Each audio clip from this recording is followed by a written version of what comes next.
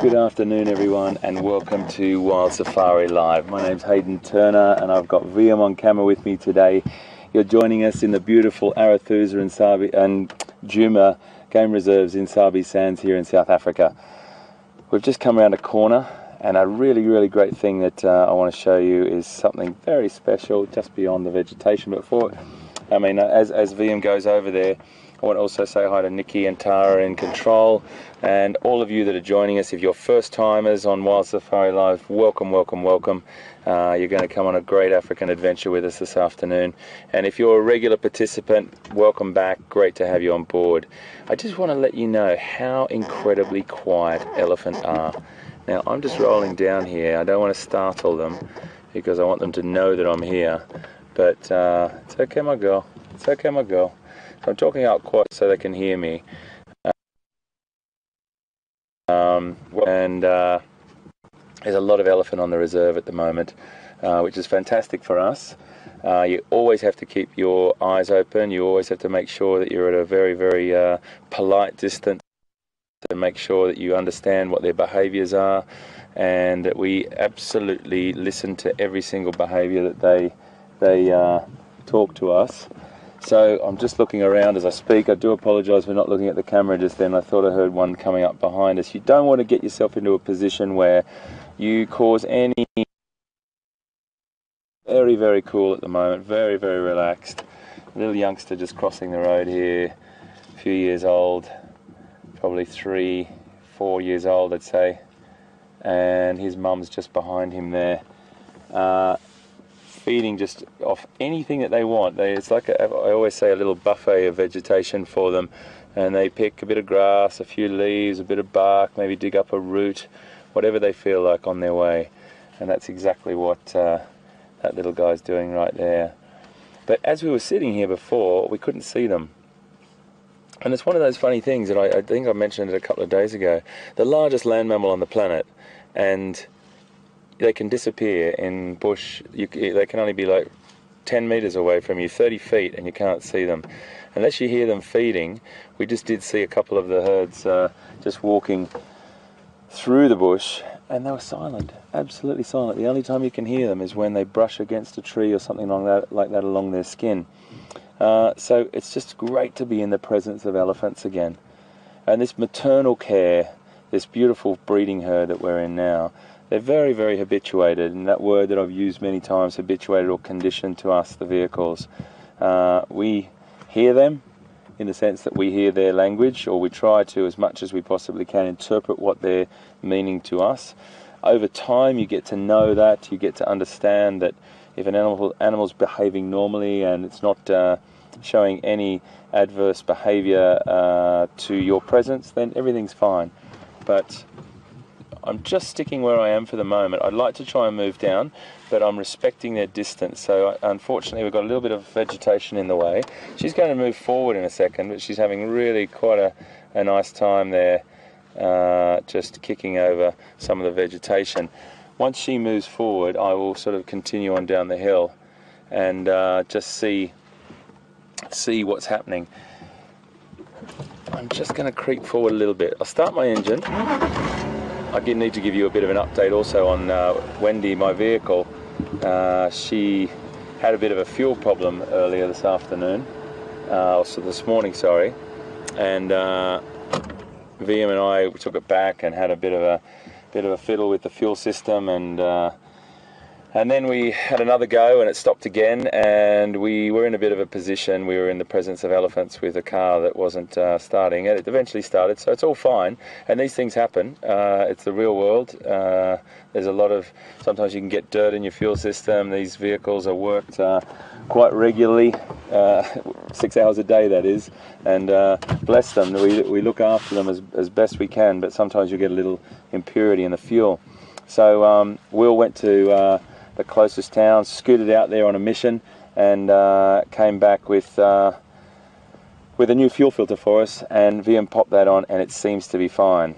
It's always really important that your vehicle obviously starts when you're around elephants, so it was really important that we got that sorted. So I feel quite comfortable. I feel confident that we're in the right space. They're in the right space.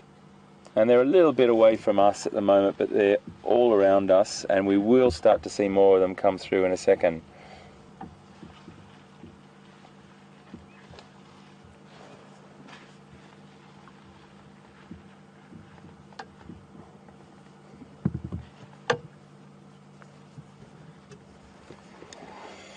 So we had a lot of tweets and some fantastic zoomies watching our cameras for us, mentioning that there was elephants at Juma Dam.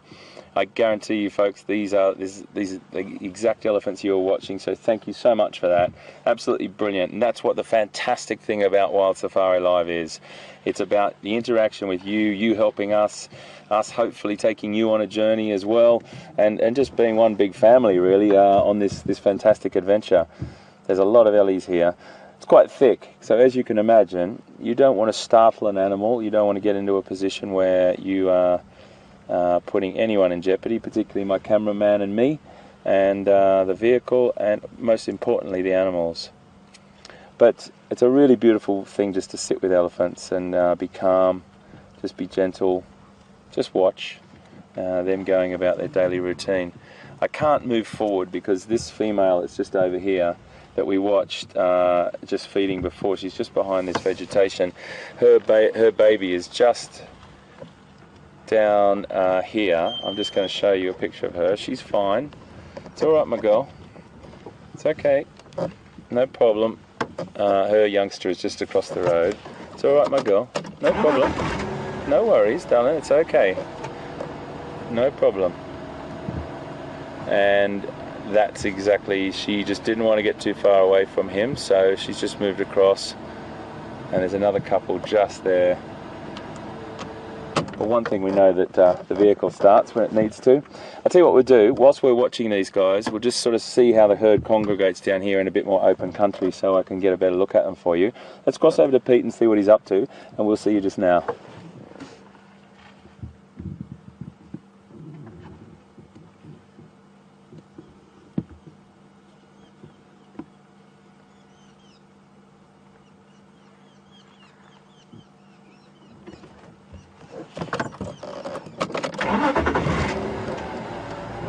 We might just push down a little bit.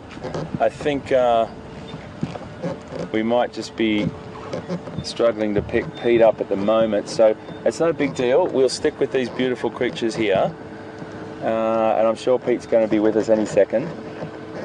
There's another animal there, but there's some beautiful ones down here, so I just want to creep on down and make sure this one doesn't feel like we're cutting them off from the herd. Okay, my girl.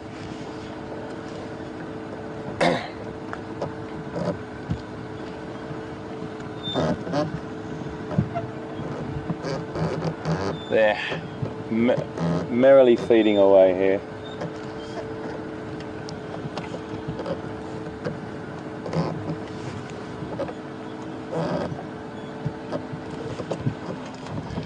I'm just going to drive down here a little bit, so VM can get a nice shot, and I just make sure that I'm not cutting off any of the family members.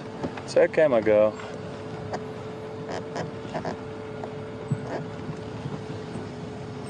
It's okay, my girl.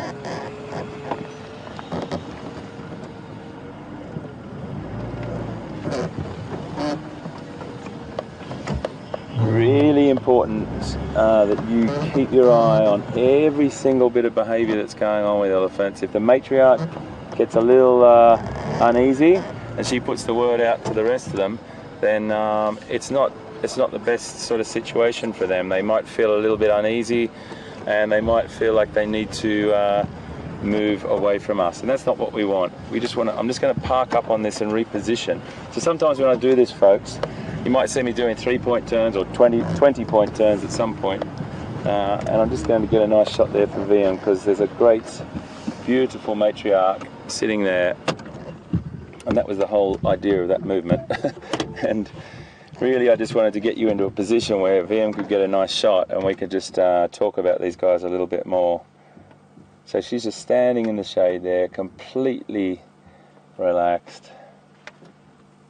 That sheer bulk. She's quite an unusual elephant, this one. The tusks are pointing down quite straight. It reminds me of forest elephant in Central Africa. They have very different shaped tusks, and they point downwards like that. And the theory behind that is that they move through much tighter vegetation, and it's and they've developed those tusks have been developed so it makes it easier for them to travel through. But they're much more like they don't have that big recurve on them that we normally get in the savannah elephant or the elephant that we get down here in Africa, in South Africa. But the point of that is just to look at sheer bulk. She could be pregnant. She could be pregnant. There's no doubt about that. She's got a very large sort of abdomen there. It looks a little bit more swollen to me, but you never know. Who knows? With a 22-month gestation period, you just don't know what part, if she is in calf, where they are in that gestation. I think it's the maternal care that we connect with as well. And remember, I've talked about this many times, but I find it just fascinating. Why am I drawn to be here rather than going out watching birds or something like that? It's just this connection we have with elephants. And many of us have it. I think all people have it generally, fascinated by the size and the sheer bulk of these the largest mammal on the planet, the largest land mammal on the planet, sorry. And just to give you a little indication as well, it's 30 degrees, about 87 Fahrenheit, so it's a bit warm here at the moment. The ellies are in this really cool little spot. I've parked us in the baking sun because it's the only position we can really get here. But they're all up there in some really nice shade. It's a little bit of a tricky spot for us. Oh, Wium, the fuel filter is working like a treat, my friend. He says, touch wood.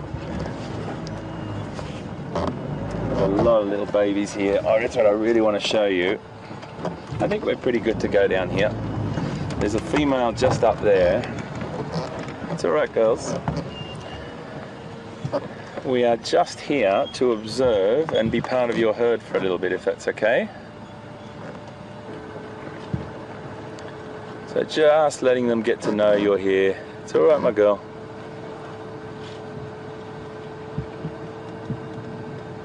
And sometimes having the engine running is a benefit, because if you creep down a little hill silently, you can startle the animals quite easily. I'm trying to just move around this for you, Wium. Just watching her. She's the one that, she's the matriarch. I was watching her before. She was leading. Can you see through there, mate? I know that branch is right in front of you. There's not much I can do a bit more. If I carry on, let's just sit here for a second and let her get used to us.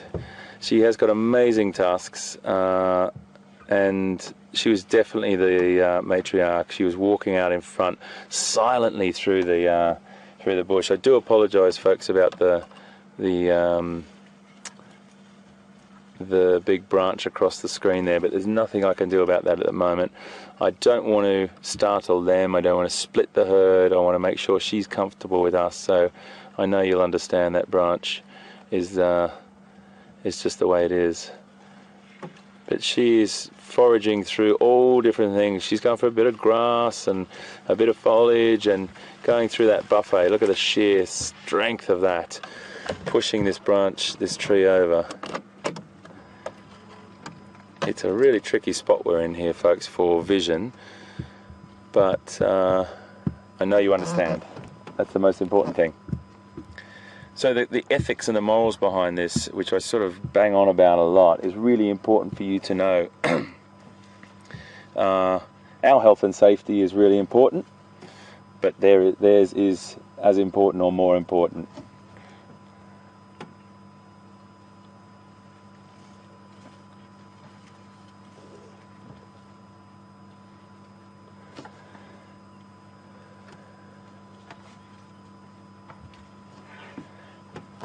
There's a little calf just down here, Wium. It's so tricky. I'm really wanting to move up just like another 2 meters. Can you see that? Just let me try. I think she's okay. I've got a feeling she's okay. It's all right, my girl. Just moving up a little bit closer here, my friend, so Wium can get a picture. She's really nice, but at the same time I would never ever want to say, okay my girl. She seems to be perfectly calm.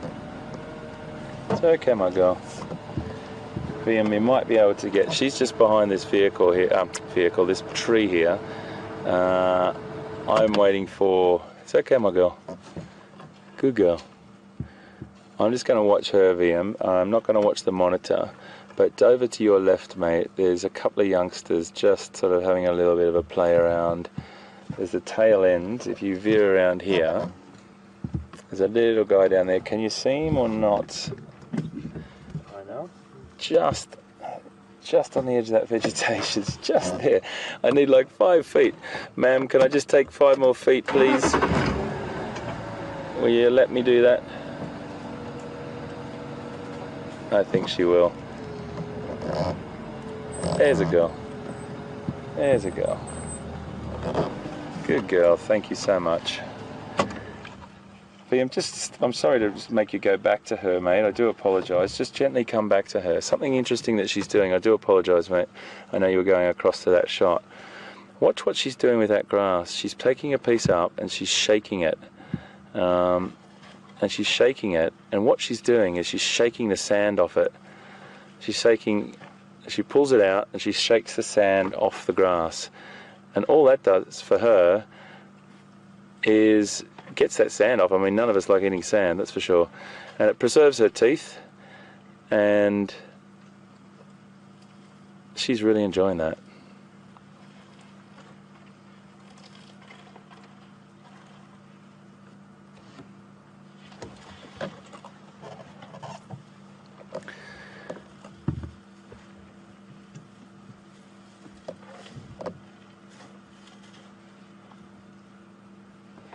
So if you've just joined us, folks, we're sitting amongst a beautiful elephant herd here, what we call a breeding herd. This is the matriarch we're looking at right now.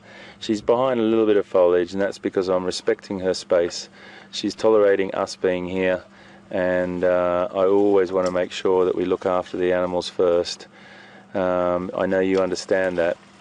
She's just pushing that out of the way. She's like really trying to get the best grass under there, those tender shoots that none of the other animals have been able to get to. So isn't that interesting? She's just pushed that out, all that grass that was growing underneath that. None of the other species that would eat that grass can get in there because that big tree's been on top of it. But these wonderful, wonderful creatures have the ability to change the landscape, move things around, and get everything that they need out of that vegetation. She's just beautiful. You are a star.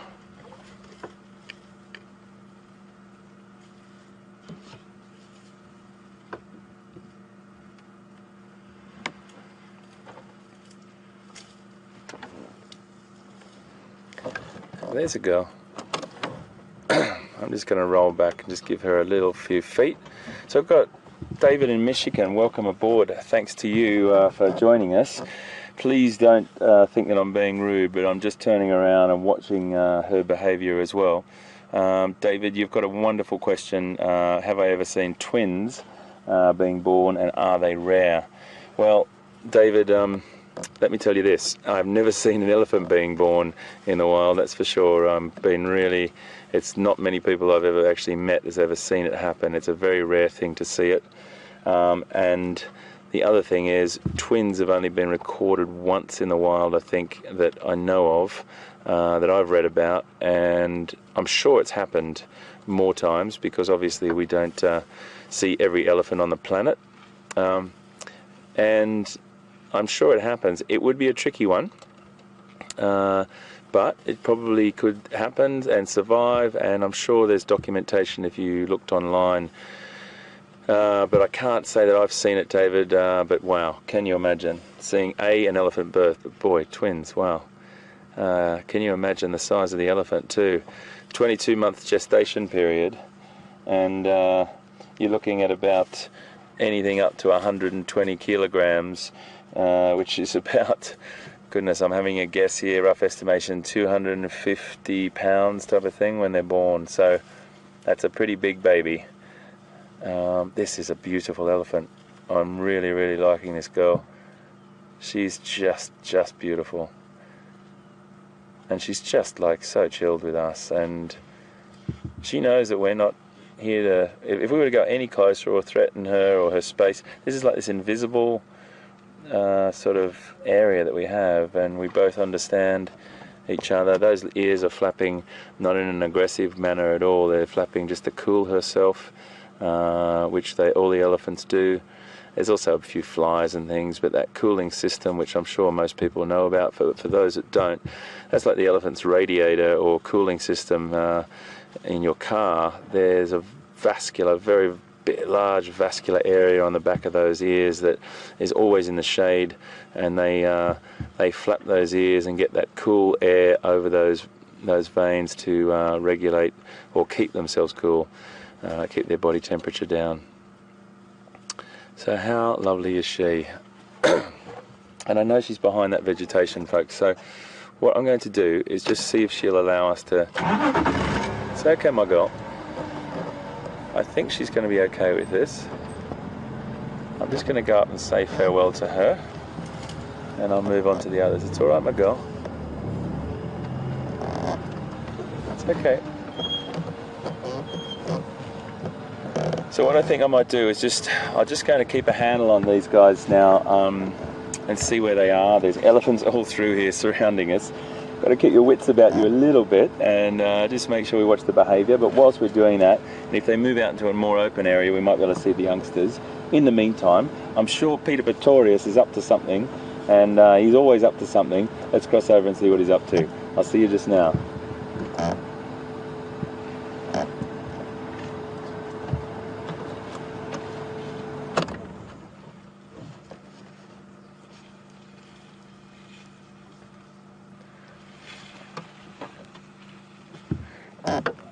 So Peter is up to something, but he's having a little bit of a difficult time with his picture at the moment, so you come back to me.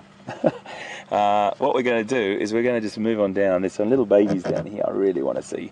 They're very, very cool, and these are the babies that Pete had that magical encounter with last night on our sunrise drive.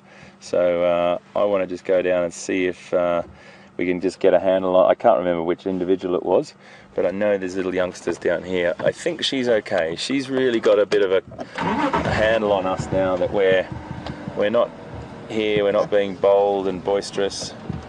Thank you, my girl. You are an absolute corker.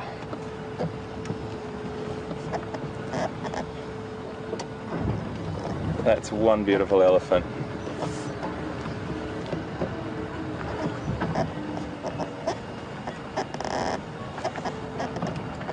So there's just over there, Wium's pointing the same direction, and I think I'm going to have to go up onto this little embankment here and then have a look down. What do you think, mate? Right. We're just going to climb up to the top of this hill, folks. Just watch this aerial, please, mate.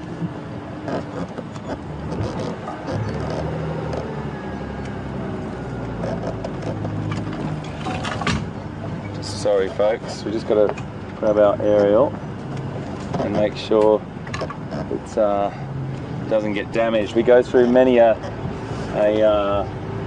riverbed or something like that, and there's an overhanging branch or something, and it can be easily damage our aerial, and our aerial is our lifeline to you. The technology that's coming out of this vehicle, bouncing to a repeater station, bouncing to a satellite, bouncing to the UK, bouncing to the United States, and it goes and goes and goes. And it's so exciting to be a part of this, folks. I can't tell you how excited I get every single time before we come out drive. I just have to pinch myself to realise what we are doing. We are broadcasting live from the African bush to you. Wow. When I was a young man, I had no idea that you could even have a mobile phone. But now we're doing one of the most fantastic experiences in Africa, and that's broadcasting to all of you wonderful people and you interacting with us. That's the incredible thing. So questions are important. Hashtag Safari Live if you want to tweet, or email us at questions@wildearth.tv. And I'm just going to come up with these two perfect specimens. Fantastic creatures in this really beautiful open area here. Hello, my friends. There we go. Hi, guys.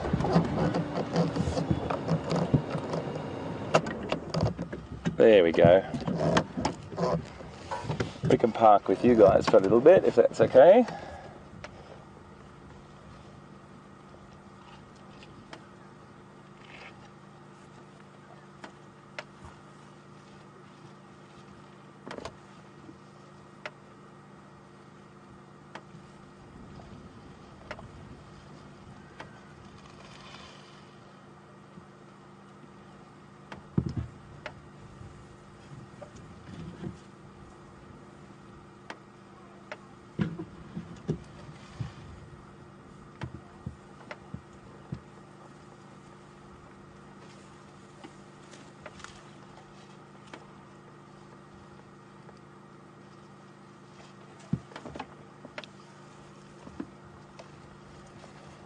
So just picking off nice tender young shoots coming off and putting them into their mouth there, grinding them up with these massive, massive molars that they've got,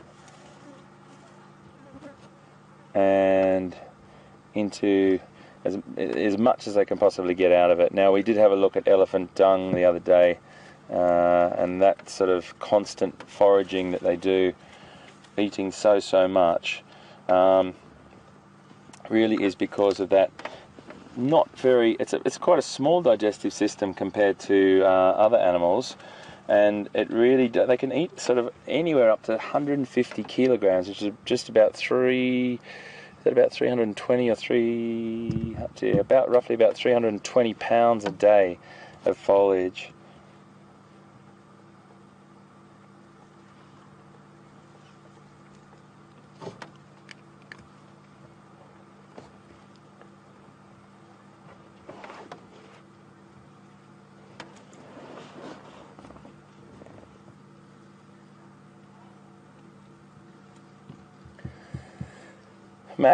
Max in Toronto. Hi Max, thanks for joining us, mate. Really great to have you with us on board. And you're asking whether that hair on their ears, Wium's going in for a nice close-up now.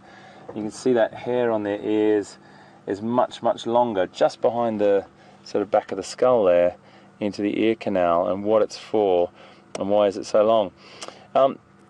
Max, I'm going to just have my thought on this, and I think, you know, if you talk to a physiologist, an elephant physiologist, they'd probably be able to go into much more detail. But I'm believing that that ear canal is just one of those things that has to be highly protected, and in dust storms or anything really going past it, it's probably just a filter, just like we've got fine hairs in our ears and many other animals. So I'm having a guess that it's going to be like a filter, Max, to stop dust and dirt going into that ear canal. Would be my opinion on it. Just while we're on that, and thank you, Max, for your question. Fantastic, mate, and hope Toronto as well. I love that place. What a wonderful city you live in. Right behind their ears, if this this animal flaps his ears again, you'll see that huge vascular area, behind the ear that uses that cooling system. Now, earlier today we got a question from a wonderful lady about why they cross their back legs. Well, not sure why, but Wium, if you can just gently pan down to those back legs, my theory is it's comfortable. And you know, it takes a bit of weight off, maybe a bit of a stretch, takes a bit of weight off. It's a good time to see the bottom of that foot as well.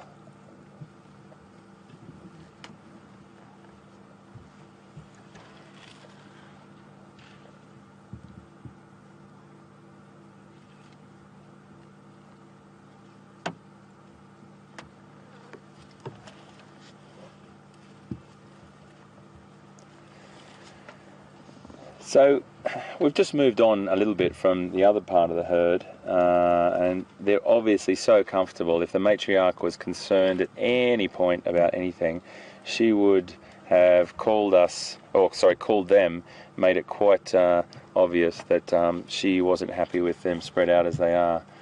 Just watching this boy now, he's quite okay. He's quite okay. It's all right, my boy. Come on, settle down. It's okay. It's okay, my boy.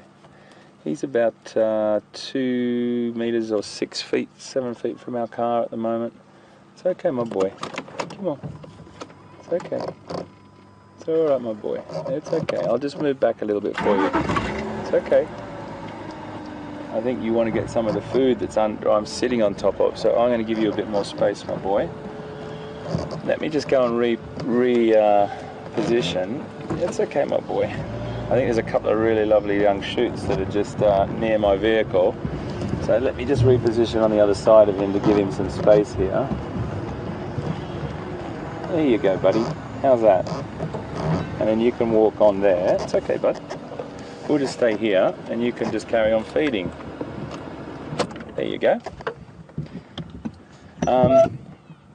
So we just moved up away from the others because it was a little bit tight down there, and this is a much more open area where we can view them much easier, and no one gets startled by us being just around a corner in that thick vegetation.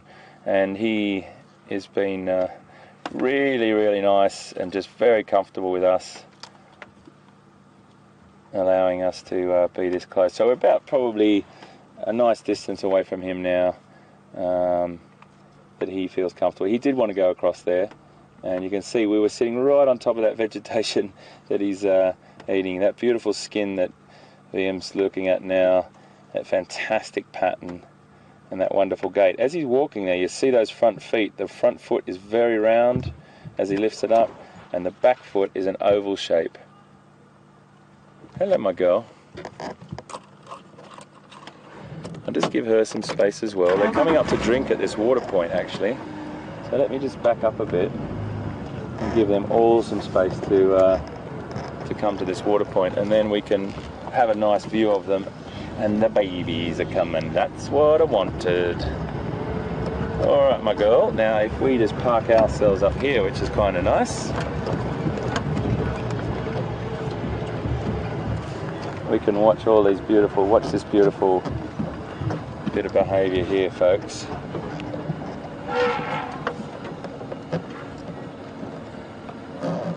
Just going to reorientate myself.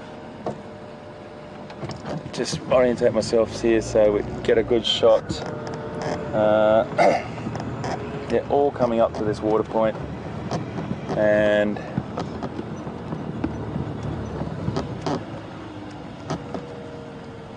if I stay over here, then we can just watch these beautiful guys just come and have a drink, and give them space and not be in their way.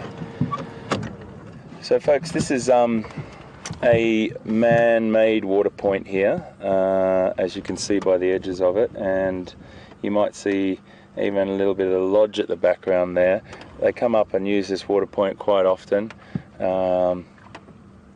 and it's probably because it's pumped water in, and it's probably fresher than the dam, so it's nice to come up for them to have a drink. Elephants really do love fresh water. I remember when I was looking after elephants in a zoological situation, and they would much prefer if I put the hose up their trunk and them to fill their trunk with a fresh hose rather than drinking it out of a pool.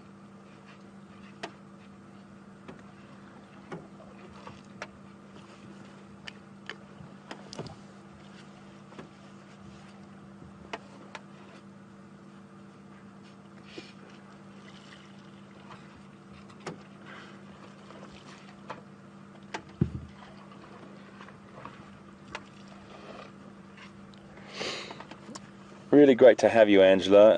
Angela's in Boston, and thank you so much for being with us today. It's great to have you, and we're right with these elephants, and your question is a very, very good one, and it's something that a lot of people, is probably on a lot of people's lips. How quickly could a matriarch, or any of them, their temperament change? And the answer to that is in a split second. But one would think that over time we have been around these animals for long enough that we can get a bit of a handle on It's okay, my girl. It's okay, baby. Look at those little ones. I'm just keeping my eyes on this individual, Angela, because I don't know this elephant. It's all right, my girl. Everything's fine. I'm just going to start. It's okay, babies. It's okay. Just so you can see these guys walk off, and we're not shooting over the back of the vehicle, and they're just going to feed here, so it might be nice for me just to reposition again. And you have to do this with elephants, folks. You have to do repositioning. They're dictating the moves. You might see me not looking at the camera as much as I normally would, or talking to you down the lens, because I'm keeping my eyes on these animals for their benefit and making sure that I don't get any of these little guys into a position where they feel uncomfortable. This could be our little friend from yesterday, you know. I think it might be. This could be Peter's little friend.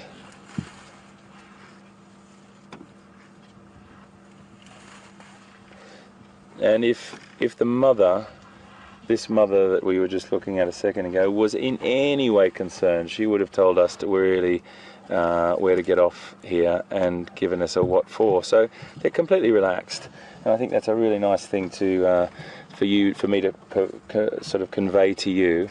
I'm constantly watching. So Angela, I'm finishing your question, I promise. I'm just watching myself here carefully and making sure that these animals are okay. They could potentially change their mind about anything really in a split second, and hopefully over time we've got enough experience that we watch them carefully and we can pick up those little cues from them that tell us when to move on.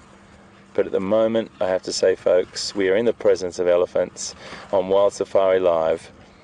This is coming to you live from Djuma and Arathusa Game Reserves in the magnificent, world-famous Sabi Sands in South Africa. And what a privilege it is to be here.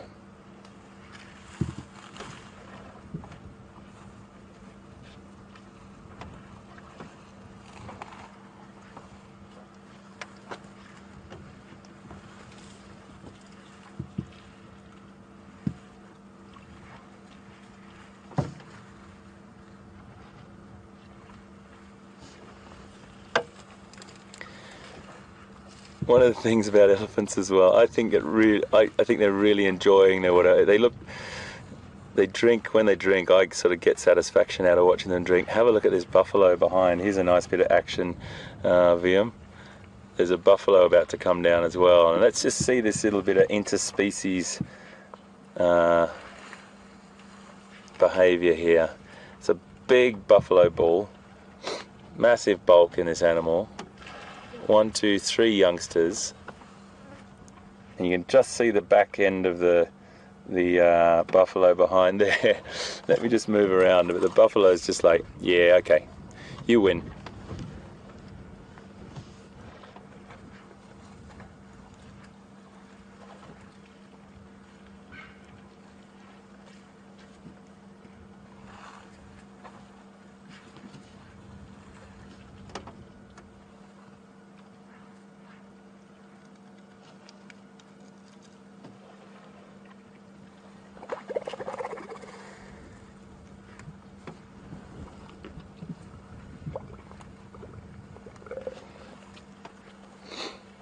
Well, this is just magic to sit here and be with this beautiful herd. They are probably one of the nicest herds I've sat with. I'm not sure if it's the same herd I had an experience with back in November, but I think we spent about an hour and a half. I think it was me and Wium actually. That they were just extraordinary. And if it is the same herd, well, I'm very lucky to be here. We're going to follow them. Hello, my girl. It's okay. No problem. Absolutely no problem. It's okay. She's more concerned about the buffalo. Here's a nice bit of behaviour.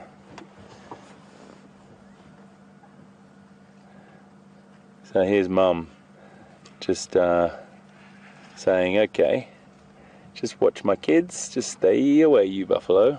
But the buffs have just come down and they're fine. It's alright, my girl. No problem. So the behaviour we're seeing now is she's just giving us a a cursory glance, but it's not anything that we need to be worried about. We haven't moved, we haven't started the vehicle, we just stayed where we were. And there's also a slight bit of dominance from us that we have to stand our ground a little bit too there. What I was saying was, we're going to follow them, we're going to stick with them a little bit, and we should cross over to Pete. I think Pete's picture is up now, so hopefully we're going to be able to see Pete, and we'll come back to you just now.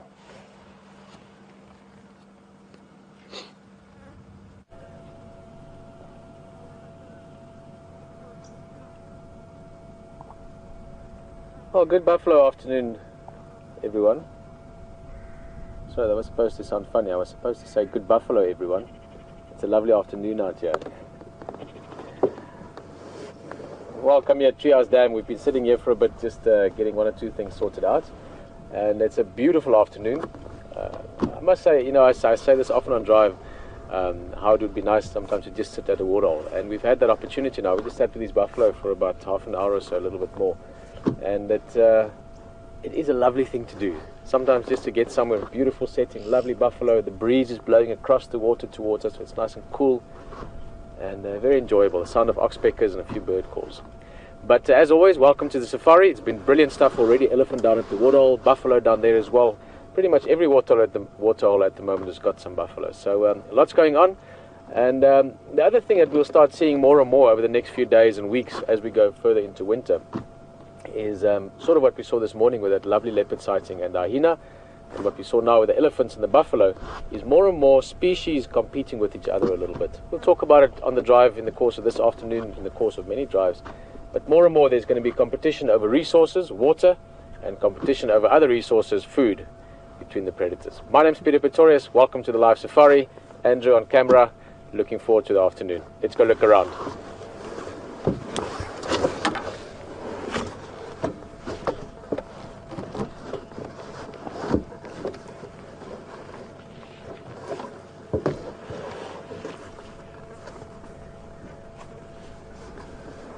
Oh, this guy's maybe feeling a bit like we are at the moment, nice and relaxed. He's been lying down in the water since we got here, and he's moved a total of about 5 yards, decided to settle down again. Other guys in the background also relaxed. There were actually a few more when we started, but probably about 7 or 8 of them have moved off already to go and graze, to start the afternoon's feeding activity. There's Andrew. Can you see him? Hey!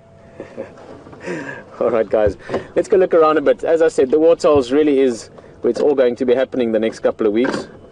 And well, let's just have a last look at this guy. The light is so amazing. I'm going to go slightly forward to see how close we can get in on his face. Actually talk about those bosses. We talk about them every so often, but this is a great opportunity to actually have a close look at it. The bosses that I'm referring to, if you're not familiar with the term, or maybe you don't actually know exactly what animal this is a Cape buffalo. You could also say the African buffalo, I guess. And this is a big bull. You can see those scars around the face, many years of battles and running through thorn bushes. But the bosses I want to discuss, that's what we're looking at there. Those big knobs, if you want, on the top of the head, or the shields on the front of the head, which is obviously part of the horn structure. Actually, to be specific, it's part of the skull structure. So it's the bone structure from the skull that extends into the horns, and the horns are covered with this keratin, basically like fingernails, just a lot tougher. Now, if you look at it closely, the texture on those on the bosses, it is quite dark, almost a sort of a matte black color. The beige and red and brown you see there, except for the red on the bill of that bird that jumped past, the red-billed oxpecker. But the colors you're seeing on the horns itself, that's from tree bark. Buffalo very often will rub their horns up against the trees to get all those oils and minerals and the liquid, if you want, out of the bark onto the horns. That's very good for the horns, a bit like nail cream, I guess, and also taking off and exfoliating the horns. So they have to keep those horns in good shape. And that was just a great opportunity to actually look at that. Look right in front of the buffalo, beautiful bird. Coming closer, there's lots of insects around the buffalo, so this guy's maybe catching a couple of those. Yeah, these guys can run very quickly. Before you know it, there we go. And this is a starling We get a few different kinds of starlings out here. The plum-colored starling is a beautiful, smaller species of starling that by now probably have left. They're only here in summertime. But these guys are around permanently. He's going to disappear behind the car there, I think. Scratching around for some insects. This is called a bird-shell starling. Long tail, black patch around the eye, beautiful iridescent body. One of those birds that you see out here quite often, but whenever you get a good view of them, they are always fun to watch. Beautiful birds. Alright, just before we head off, as I said, we're going to check the next waterhole and then probably head over towards Arathusa a little bit, further towards the west. Guys, keep in mind, if this is maybe one of your first drives, one of the great things about this safari is that it is fully live. This is exactly how you would experience a safari if you were physically here with your bags and your camera. Only difference is now your bags and your camera at home, and you just get to come along with us. So you can ask questions, you can send comments in, you can talk to the people around you in the tweets. You can do so. Oh, let's just look at this oxpecker right on the bosses of this buff. We just talked about it. They are really awesome birds, and this is a good opportunity to have a close look. So if you want to ask us something or send something through, hashtag Safari Live for tweeting, or questions at wildearth.tv. That would be the email address, questions at wildearth.tv.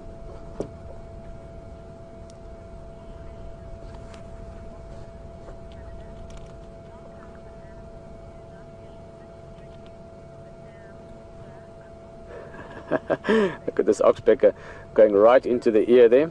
I've seen oxpeckers go into the ears of big animals like this, like buffalo. I've seen it with rhinos actually, where they climb into the ear head first and they come out again head first. Actually managing to turn around sort of in the cup part of the ear. And since we're sitting next to the waterhole, and this is something that will progressively get worse, I guess would be the word for it. Walter, you're asking what... if these animals drink this water, don't they get ill from it sometimes because it's so dirty and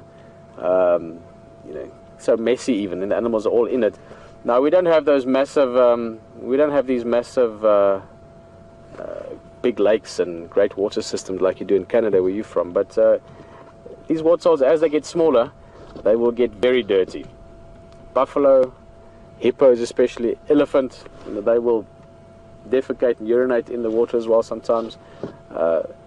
Not that that's as dirty as we might think. Keep in mind they're herbivores.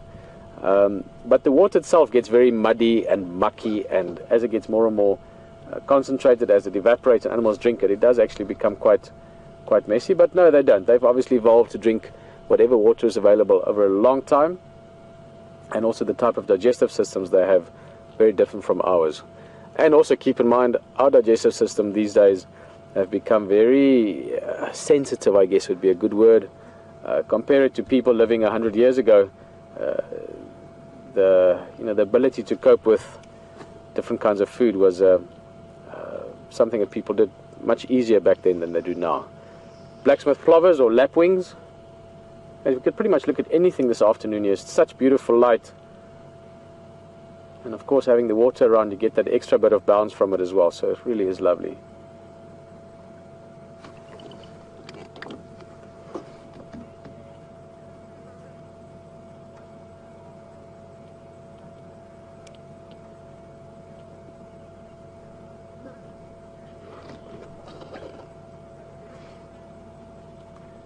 Hello, Blue Jay.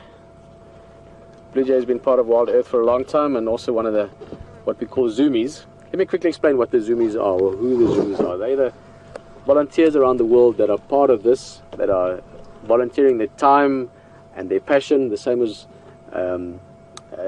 many of you have done for quite a long time with WildEarth. And they control the cameras at the waterhole. So firstly, a big shout out and a big thank you to all the zoomies. You guys do an amazing job, and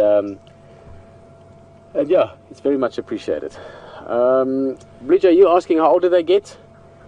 You know what, I every now and again I have to sort of admit with sort of a bit of a chuckle that a lot of the stats and figures of things I've forgotten over the years. So I haven't actually thought about that question, to be very honest with you, probably in, I would guess, 9 years. But if I remember correctly from the books and the write-ups about it, I think buffalo get to between 24 and 28 years. I don't know why that number comes to mind, but let's say 25 years roundabout would be a good age. You can compare that to sort of some of your traditional cattle breeds that are quite tough. So I think a buffalo of 25 would be quite an old buffalo. In the wild, depending on the pressures in terms of the environment, food, water, lions, other buffalo, all these kind of things, that would all play a role. So these guys around here, I would say you're probably looking at an average age of, let's say 18 to 24 maybe. And then there would be exceptions to the rule. There would be one of them or two of them getting a little bit older. So I think any 20-something would be old for a buffalo. These guys we're looking at are probably all between the ages of 15 and 20, give or take a year there or two.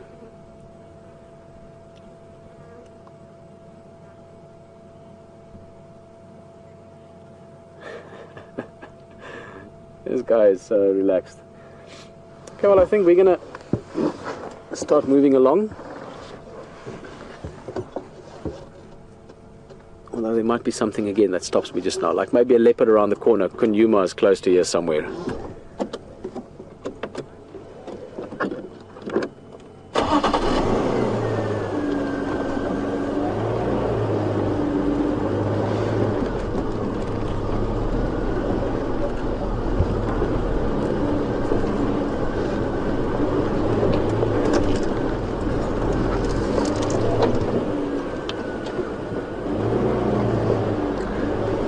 Well, as we're leaving these guys behind, I know a couple of you commented on the marks on the neck. In fact, the first person I heard commenting on it was Andrew behind the camera.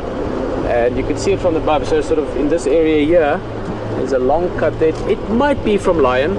Although if lions got close enough to that buffalo to start making cuts on the skin behind the head, you would certainly see other marks elsewhere in the body as well. So possibly lions, I don't think likely. I think maybe from fighting with another bull and in the hooking of the horns maybe behind the head, that could have hurt the buffalo in that way.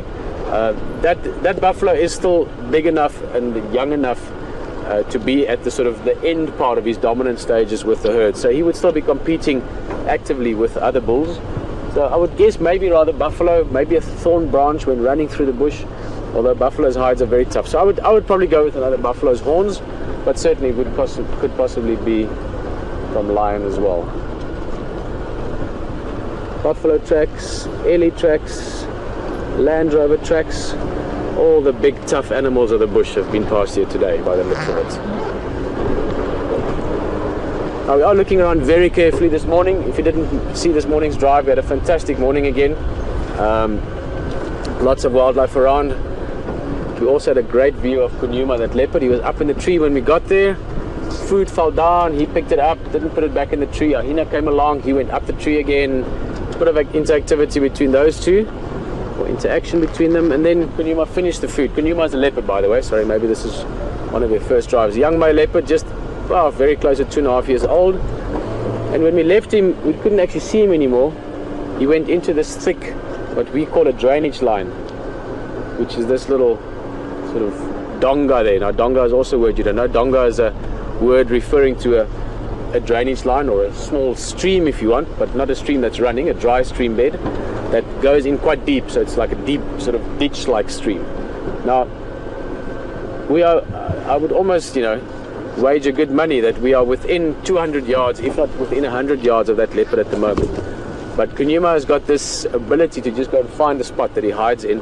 A few days back I tracked him, and when walking in, he only jumped up at about, I think it was 6 yards or 8 yards or something like that. So he's hiding here somewhere, most likely. Not definitely, he could have moved. I was almost hoping to find him at the waterhole. Now, I'm still hoping to find him at the waterhole later on. This is where he was, these big trees to our right.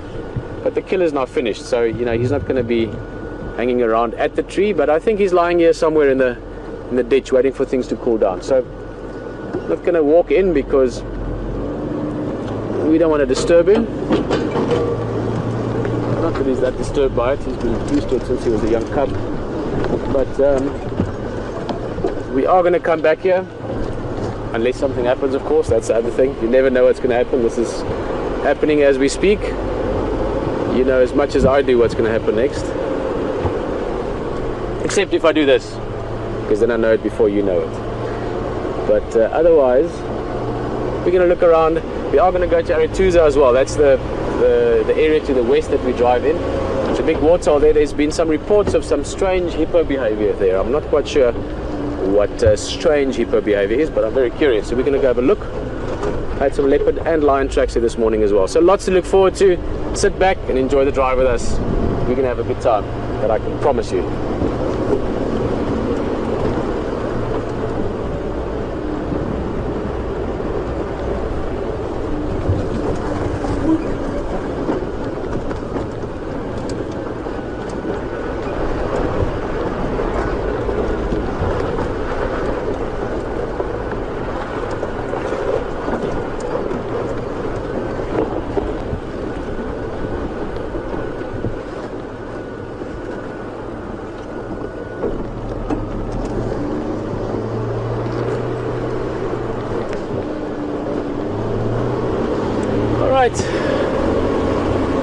Oh, no, it's a little bird called a gorgeous bushshrike. Now, by that name alone, you can imagine it's quite a nice looking little bird, but very, very shy.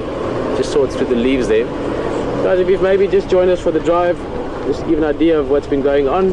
Great activity around the waterholes, elephant-buffalo interaction earlier with HT, and we're going to see more and more of that. Just sort of different species competing a little bit with each other, whether it's elephant chasing buffalo away from the waterhole, competing for the resource of water, or whether it's perhaps, you know, a hyena stealing the food from a leopard, or lions doing the same thing, or different predators competing for the same food resources.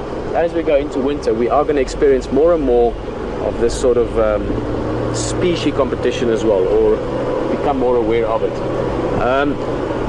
We had some buffalo at the waterhole. We're going back there now. We're going to go back to Trias Dam just quickly.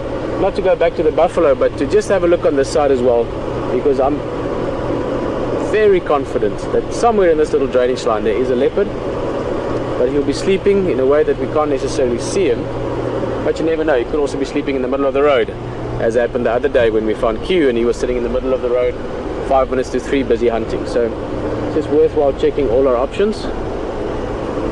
And then we're going to head for the strange hippo behavior at Arathusa Dam. Let's see what that's about.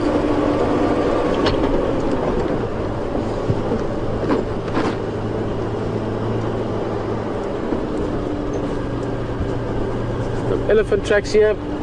Didn't see them at the waterhole, but their tracks were very fresh when we got there, 3 o'clock our time. So this is from a little bit earlier this afternoon. As I said, we're going to be heading west. You're going to go over to HT just now, ask him some good questions. Let's have a quick look here before we go to H. Another buffalo, more oxpeckers, and a warthog in the back.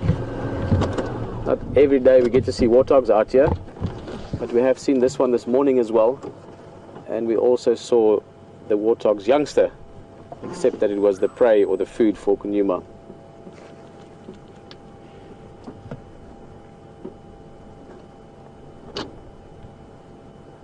But the warthog is not playing the game. So speaking of that, we're going to go to Hayden. He's got some nice buffalo activity as opposed to buffalo standing around. Enjoy it, and we'll see you a little bit later.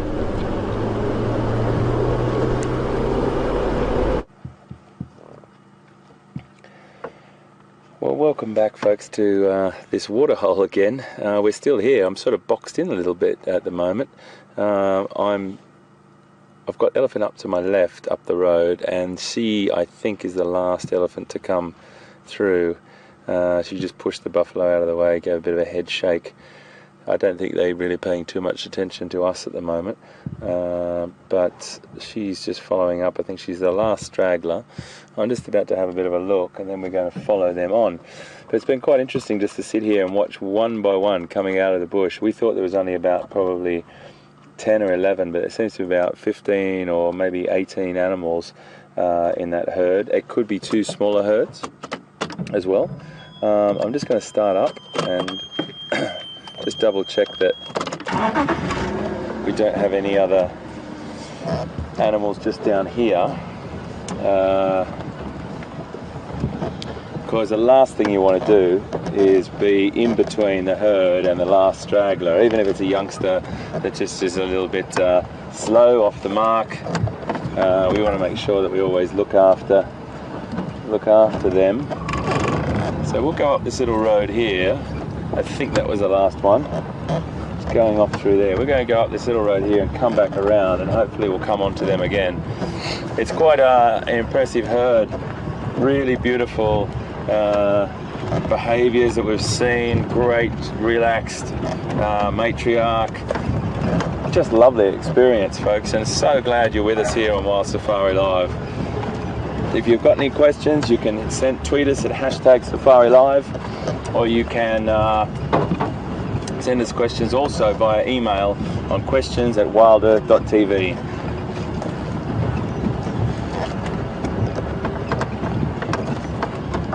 That was cool, Wium? Yep. Very nice. Such a nice herd. This is when you really feel like this is the best job in the world. It really is. It's just like I'm so lucky to do this. And to share this with you all, doesn't get much better than this. Here we go. Hey, my girl.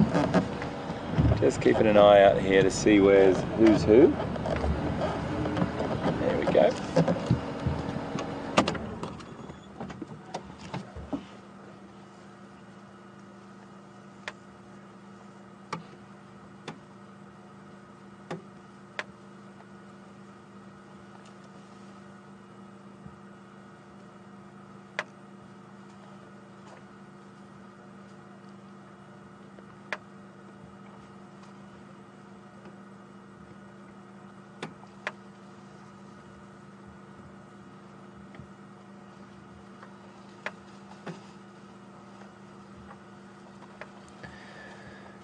Wow, just had some fantastic feedback from Chris on Twitter. Thank you so much for looking that up, Chris.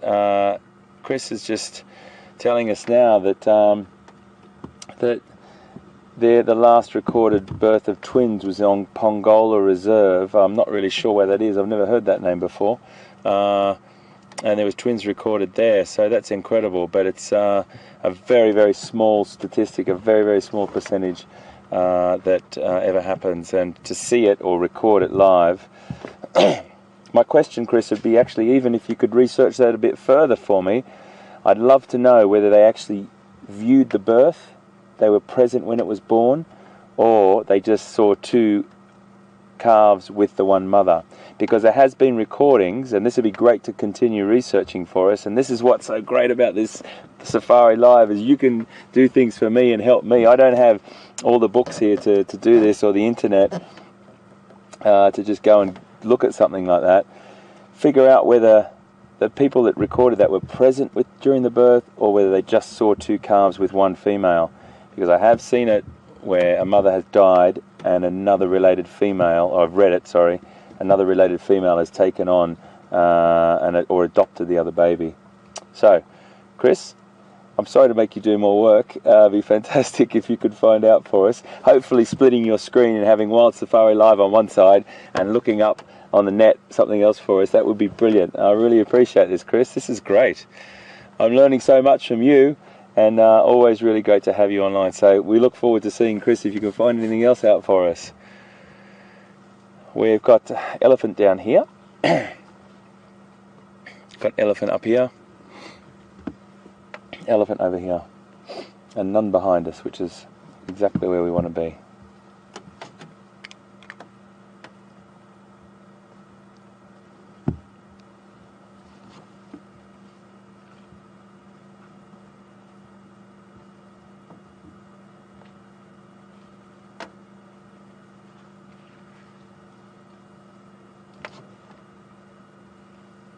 I'm just waiting to see whether this individual here is going to come this way or go in front of us.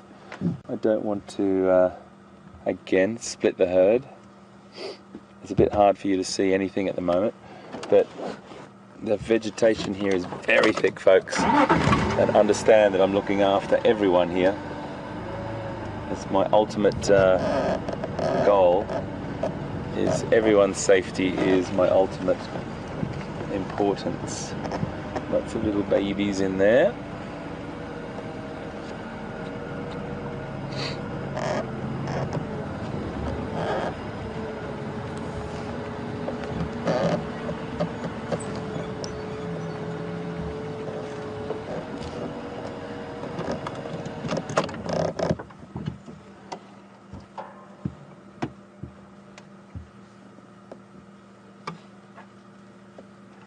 Just going to sit here, folks.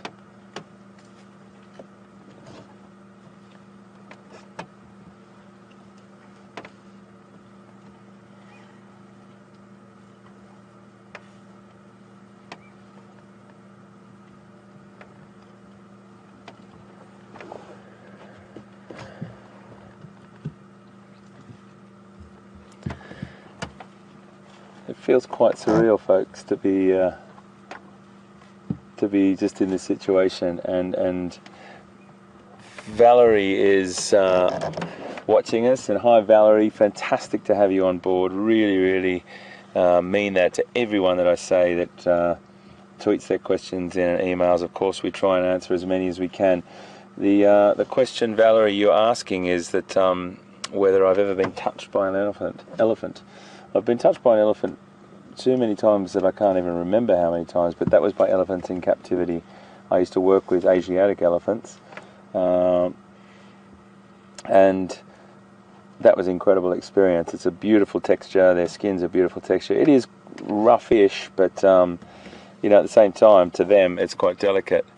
But in the wild, I only ever had a situation where an elephant came up very close to the vehicle, and I felt its breath through its trunk, and it was breathing like this, breathing with its trunk, and then blew out like that. And as it blew out like that, I sort of felt the closest that I've ever felt. Now, I do have another story, which I'll just wait for a second because I just want to have a little bit of a recap. There's an elephant lying down in the grass there. That's why I wanted to double check, and that is just spectacular. Wium, if you just zoom in, right, see that long straight trek there, right in the grass below, there's a little baby elephant lying down. Come down, mate, down, tilt down, just there. There's a little elephant. You'll see his ear flap in a minute. He's having a little rest. I'm sorry I got my head right in the shot there, I do apologise, but I just thought there was a female coming up behind.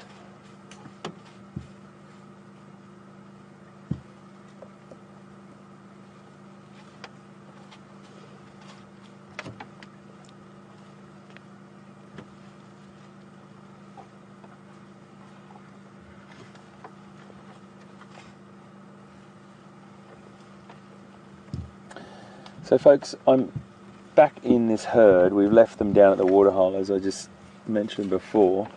We're bang smack in the middle of the herd at the moment. So it's something you have to just always keep a very tight sort of handle on. Don't drop your guard and don't get complacent. I'm looking to camera a lot, but I'm looking down through there. I can see an individual walking towards us. We've got 1, 2, 3, 4, 5, 6, 7, 8, 9, 10 I can see here, and I think there's about 18 in this group or this herd. So a lot of people I know would love me to get closer, but in this particular vegetation it is probably unwise. It's unwise for the elephants firstly. It could cause them to be a little bit disturbed. At the moment they're tolerating us where we are, and I respect that, and that's the way that I always stick with. I stick with what's my intuition and my gut feeling, and I feel very comfortable where we are. The reason being, and I'll tell you it is right now, there's a baby lying down in the grass just behind the individual that Wium's got in the picture now, and it's the calf of that mother. Now if I was to go around the corner and startle that baby, and that baby let out an alarm call, then the whole herd gets upset, and that's not what we're here for on WildSafari Live. We're here to observe and not change these animals' behaviour.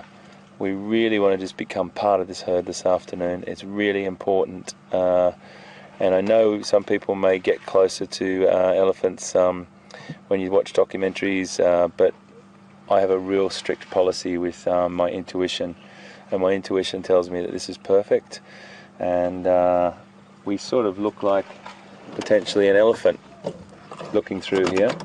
I'm just going to roll back a little bit because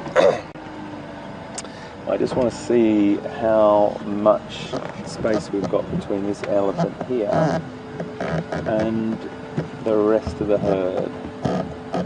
Just Just bear with me, folks. Okay, who is that? That is a female with calf, and she's quite a big girl, this one, and she's got quite a young individual with her. So we're going to just make sure we just give her a bit of space. It's okay, my girl. I'm going to give you some space here.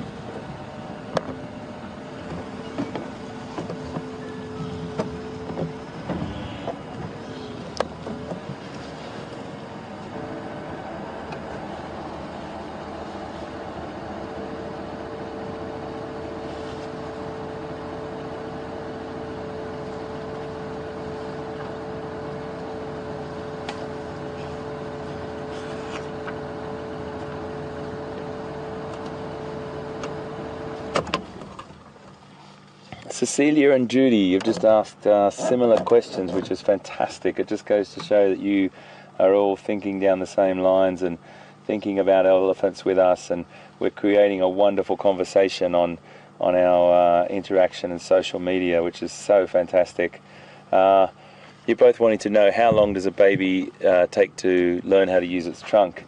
Well, it goes through really different periods in its life, and that trunk doesn't really need to be used for quite some time until it starts to forage for itself. I'm just going to give this mama a little bit of space, folks. She's got a real young one with her, which is really cool, but I'd like her to walk in front of me and be comfortable. So I am coming back to your question. Let me just get my ducks in a row here, so to speak. I can then move up. She's got such a young baby. Liam, I'll get you a better picture, mate, but I just wanted to get us in a better spot just to watch what she wants to do, whether she's going to go left or right. So you really have to look, Judy and Cecilia, I am coming back to your question. I really just want to make sure that we're in the right spot here. This is a situation that one has to take great care in and great respect for the animals, as I'm sure you're aware. So the babies start to use their trunk properly in their sort of later years, in their sort of second year and third year, but they'll start to experiment with it. They'll start to drink a little bit with it early in their first year as well. They're still suckling from their mother as well for quite a while, so that maternal care, they lavish their babies with maternal care, and they'll remain in constant touch. The ones that can walk underneath the mother are the ones that are pretty much under a year old. So they start to use that trunk. That trunk is probably their lifeline. It's their lifeline to survival, really. That trunk is the most important thing in their world. And if I do stop in mid-flight in conversation here, folks, it's just because I've got a little baby off to my right there, who's just been a sneaky little character, and he's just coming around just to have a little look at us. And he's great. He's great. And this could be Peter's little friend, but we always want to make sure. Hello, my boy. Hello. How you going? How you going? Where's your mama?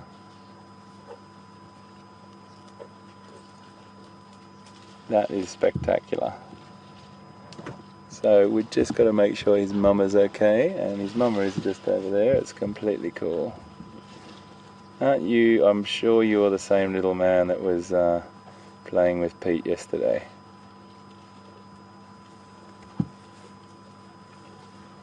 He's about 3 feet away from my vehicle at the moment, folks, which is a really tricky situation for us in the sense that I can't start the vehicle because it would startle him. So I just want to make sure he's comfortable. He's eating now. He's about 2 meters away from the vehicle, but it's all fine. It's absolutely fine.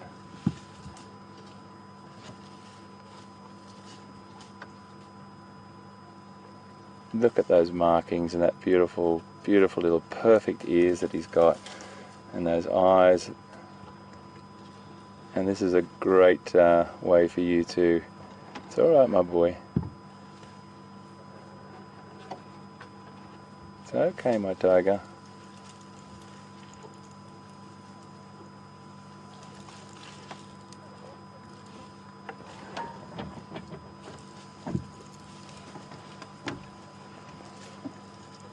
Such an amazing experience, absolutely amazing, folks, to be in this presence of this little guy so close to us. And he's not finding us threatening at all. He's just really, really inquisitive.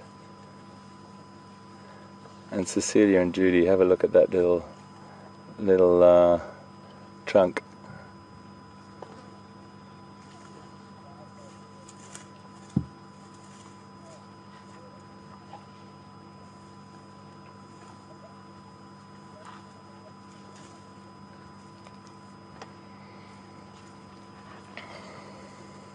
I can't tell you, folks, how extraordinary this feels right now. And he's just so cool. He's so relaxed. He's like, we're a bit weird, we're a big green thing. And now they're going to have a little bit of fun together. So the one closest to us is a little bit older.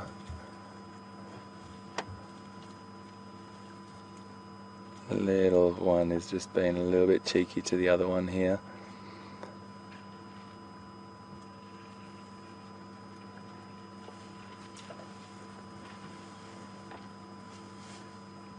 Hey boys. Spectacular. Wow. It's okay, fellas.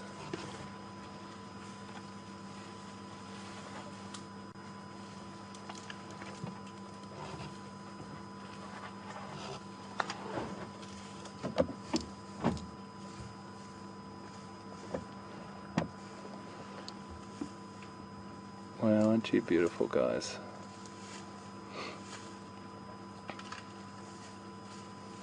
"22 months in the womb and that little guy comes out.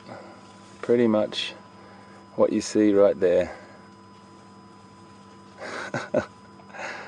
I've got to tell you, folks, what I'm feeling right now is one of the most incredible baby experiences I've had in a long time with elephants, and I'm sure Pete felt the same way last night. But they are just spectacular.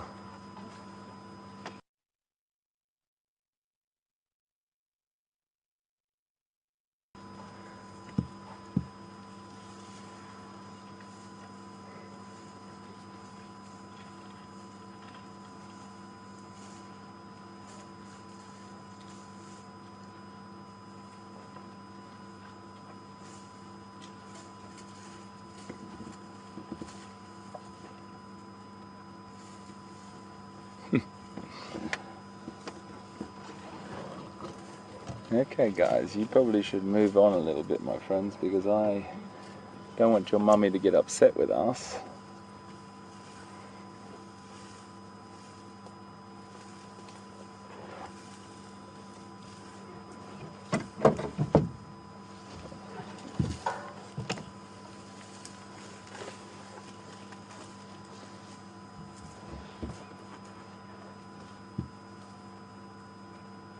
So incredible.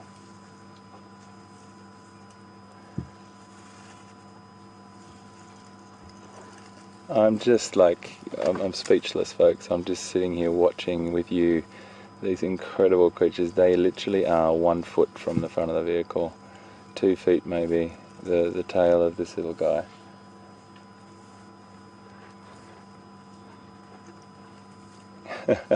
He just touched the front of my vehicle and he's like, uh-oh, what's that? Let's go.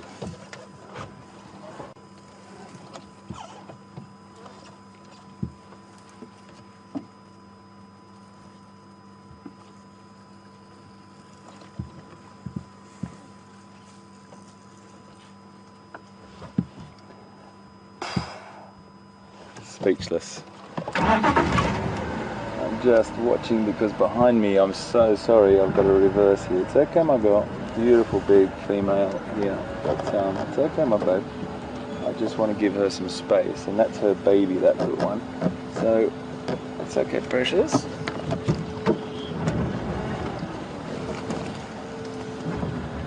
Give you a little bit of space. So what I've just done, and I'll explain every single move I make, is giving respect to her. Just, you do a wide shot now for me, VM. I'm going to just point, or you can pan as I speak, mate. This female here has just allowed us to be with her youngster. This is this individual just here. She's pushing over this tree. She's just been allowed us to be up in this area here with her youngster. So I was pretty much in between both of them, but I was watching her constantly, and that's when I sort of went a bit quieter just to make sure that she didn't get, the little ones didn't get startled. We still spoke through it and everything, but it was just a quiet moment we had. It was just lovely.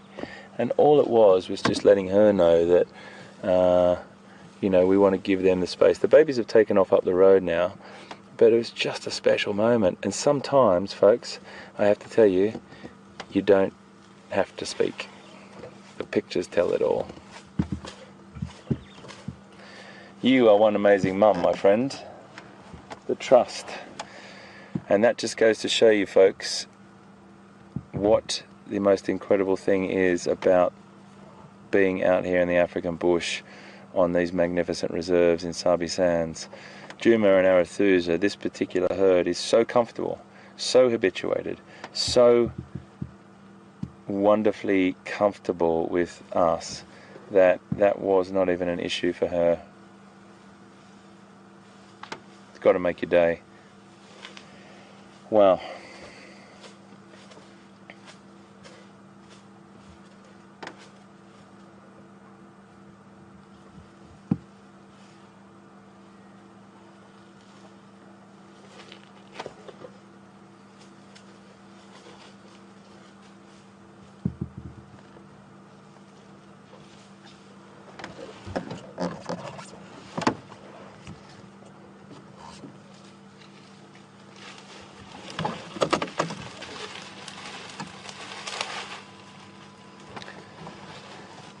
So many of you have been sending through information. I can't believe it. It's fantastic, and thank you so much, all of you, for all the bits of information about these. It was on December 4th, I think, like a few years back. I can't quite remember the date, but that someone's telling us that it was only last year. It wasn't witnessed, which is interesting. But I'm sure scientists have verified that it was to the mother, the twins that were born. The individual's name, I think it sounds like it was Curve or Curb, but fantastic information, folks, and goodness me, that was just great to have you guys working for me, because I really had to concentrate on that situation. Now I'm going to give you the reason why. Those two little guys that were right in front of the vehicle, if I ended up just up the road there, they were just in front of us. If those little guys, I startled them and they vocalized, the mother here was on my sort of back angle, out just in my sort of peripheral vision. The other mother was just there. Now, as I said to you, the reason why I don't go too close, they came to us, by the way, so that's the thing we have to remember. I positioned us well away from them, giving them space and let them dictate the moves. This adult female is only like 5 meters away from us, 15 feet. Feeding away, completely comfortable. She's the mother of one of those little ones, and it was the second little one that came up to us, the sort of a little bit smaller, and the comfortability rate is just high, very, very high. But at the same time, never get complacent, never drop your guard, be in the presence of elephants, and have a magical moment like that. He touched the bull bar. I felt him touch the bull bar, and he was like, "Oh, I've never felt that before," and that's when he just took off. Incredible stuff. Wow, you watched it with us live on WildSafari Live, and I'm so thankful for all that feedback and the questions. We're going to cross over to Pete, because I need a bit of a minute to compose myself after that beautiful encounter. Let's see what Pete's up to. I'm sure he's up to something. He always is, and we'll be right back with you just now.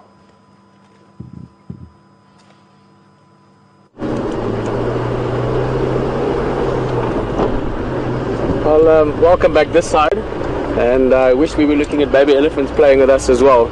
We're making our way towards Arathusa Dam. I believe we've had an amazing time with Hayden there, so I'm just turning the game drives down. Elephants coming right up to the vehicle. We've had some very, very special baby elephant, especially baby elephant encounters the last day or two. That's beautiful view that you see down that way. All it's missing is an aeroplane. This is the airstrip. Now this is not a big airstrip for A380s. This is an airstrip for little bush planes. Probably the most popular bush plane is the little Cessna 206 or 208s, little 6-seater planes, or the Caravans 12-seater planes. They fly guests in straight to the lodges here, so you can get a sort of a private charter or a flight that brings you right into the bush. When I used to guide a Juma and subsequently with WildEarth, we've picked many people up here, and over the years I've even had to chase zebra and impala, cheetah off the airstrip to make space for the planes. Not chase, I mean chase sounds a bit rude, but just with a vehicle, you know, go politely ask them if they'd mind moving along. As any airstrip does, this one has a wind sock, and this gives you a pretty good idea of the breeze we've got this afternoon. It's, I would say, a strong breeze rather than a wind. It may be a light wind. Probably looking at about, if I had to guess it, I'd say about 5-6 knots. Almost due easterly wind blowing towards the west. Same way we are. That's where west is, where the sun is going to set in about an hour or so from now.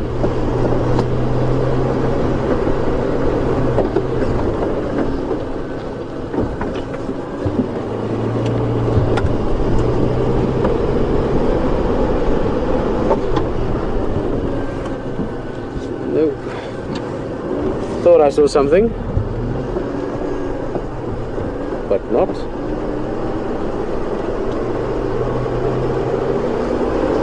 Let's enjoy the view. Little sort of mini grass plain here.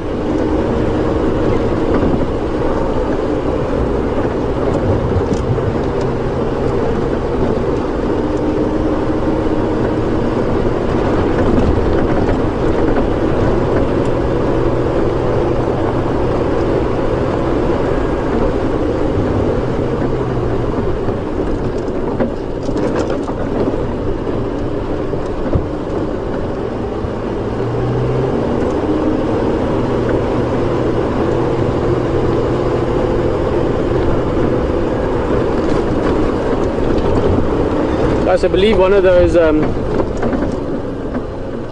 sorry, I just thought I saw, is a hyena track? No. Just two different tracks on top of each other, making a pattern that at a glance looked like a lion track. We found a lion track this morning not far from Arathusa, a fresh one male lion, so not an impossible possibility that we might find lion later this afternoon.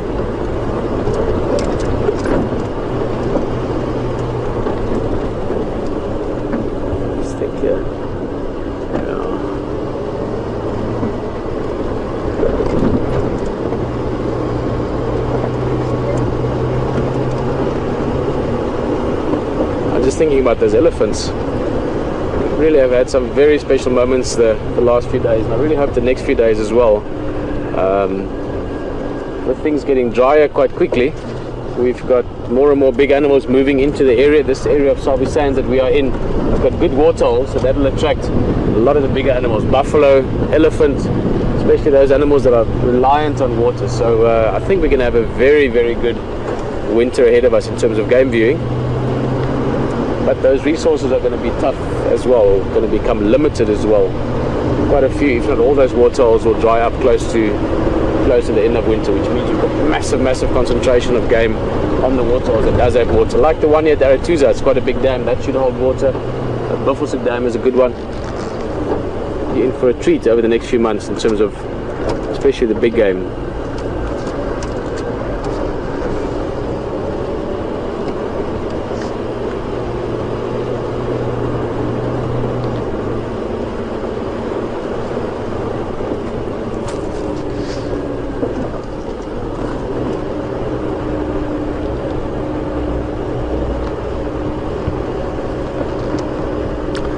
a few impalas looking quite alert. Maybe they just haven't seen a vehicle like ours for a little while. We are close to Arathusa Dam now, where we had that update about the hippo behavior from earlier. Thank you guys, those of you that help us with updates from the waterholes. It means a lot. It means we can find things that might have been missed by even the guides or the lodgers. Cheers, dudes. Wolves, actually.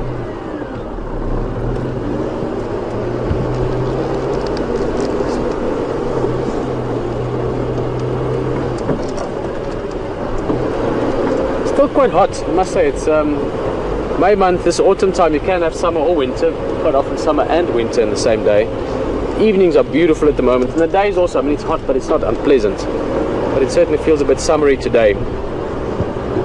It started off as a nice cool morning.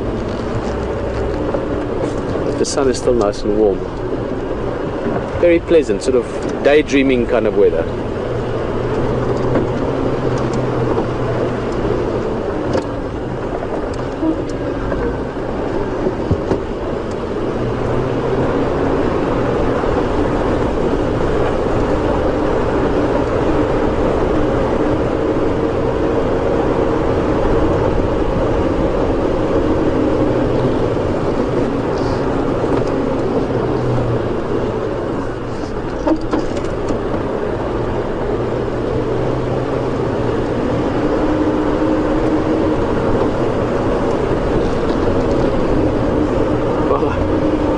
I can imagine a bit of chat going on there with you guys talking about cheetah there on the airstrip. I believe that's the last place that a cheetah was seen on the game drive. I just want to see, there's quite a few vehicle tracks going in there. Maybe from a sighting this morning. Let's see if there's anything going on down this way.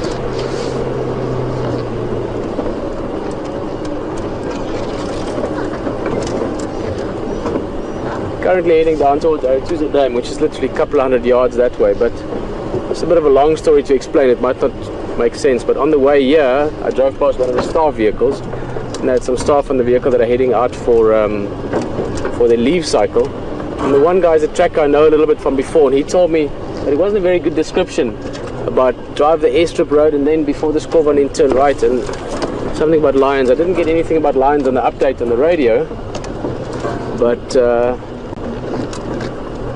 these tracks, and I know you probably don't see them, but there's car tracks here in the grass in front of us. It just looks to me like the ones he might have been talking about. So I just want to poke my nose in here. It's one of those stories that you think, I'm not quite sure what it's about, but that's how you follow up leads, how you find things.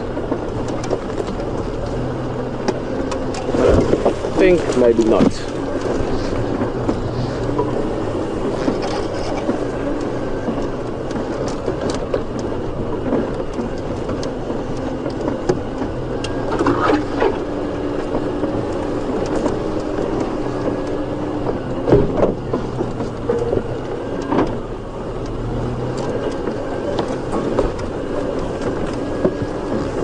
Follow these tracks a little bit further, and if not, we'll go to the water.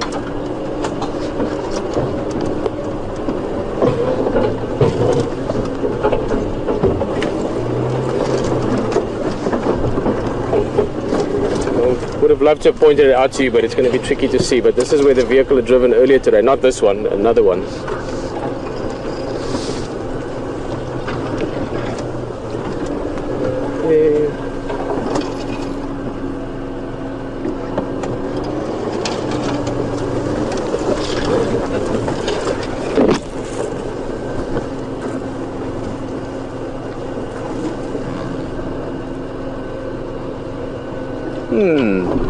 Interesting.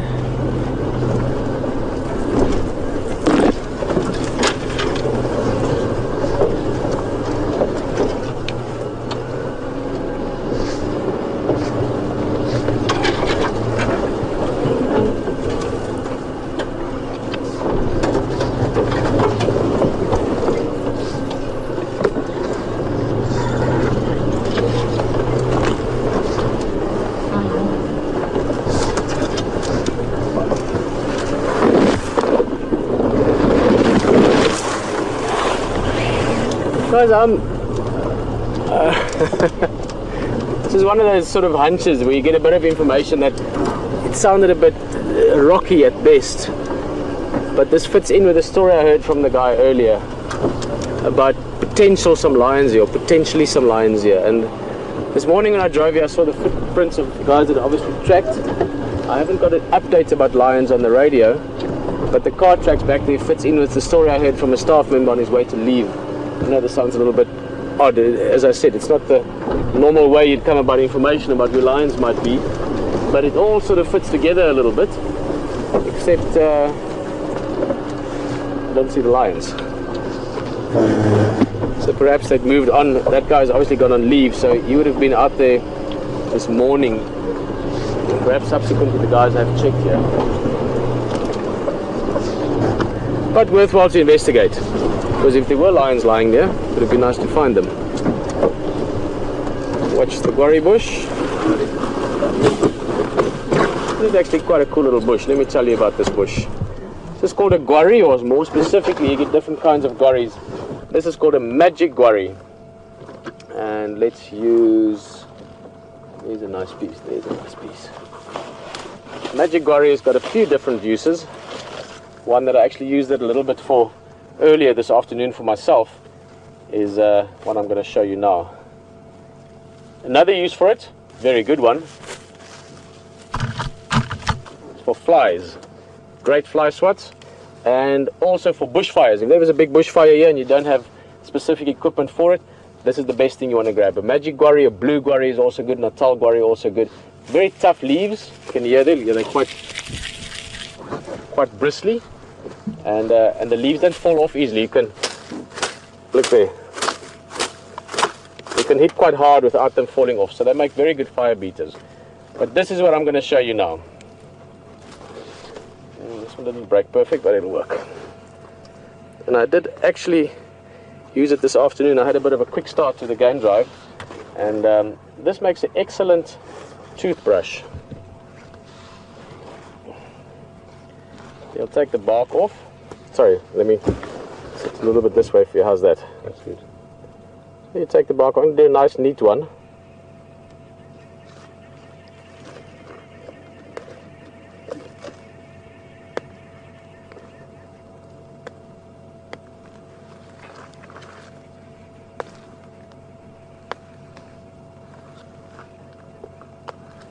Right, there's the bark off, nice and neat. And then this, you would normally just chew it a little bit. Let me just cut that little piece off there. Okay, so you just break up the fibers a little bit. If you had a stone, we don't have a stone yet. If we were sitting in the bush and you had a hard surface, you could, take your knife or your walking stick and just bash that a little bit. I'm going to just do it there. And then you can break it down a bit more with your teeth.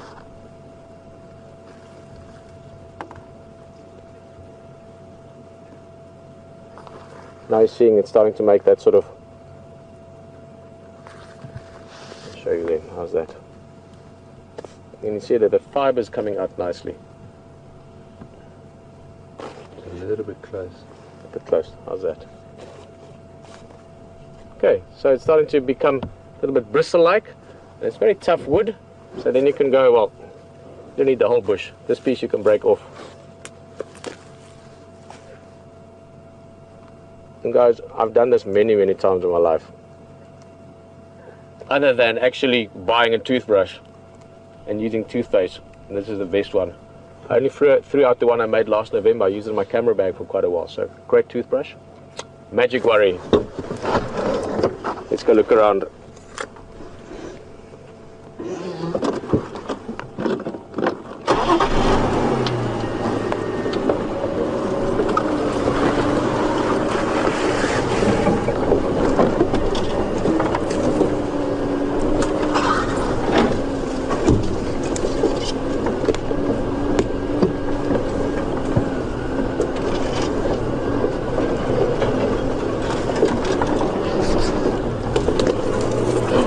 What was going on here? See, the tracks are clearly coming in here. I'm driving out on the same tracks again. Who knows?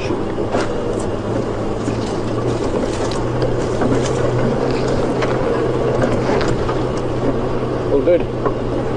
Yeah. It was great after pizza. We had pizza for lunch today. Manuel, we've got this great chef in camp. Really super nice guy. And of course a nice guy that can make good food. It's always a good combination. And he made pizza for all of us today. Great lunch. Alright, we're not far away now from, see, there's also tracks.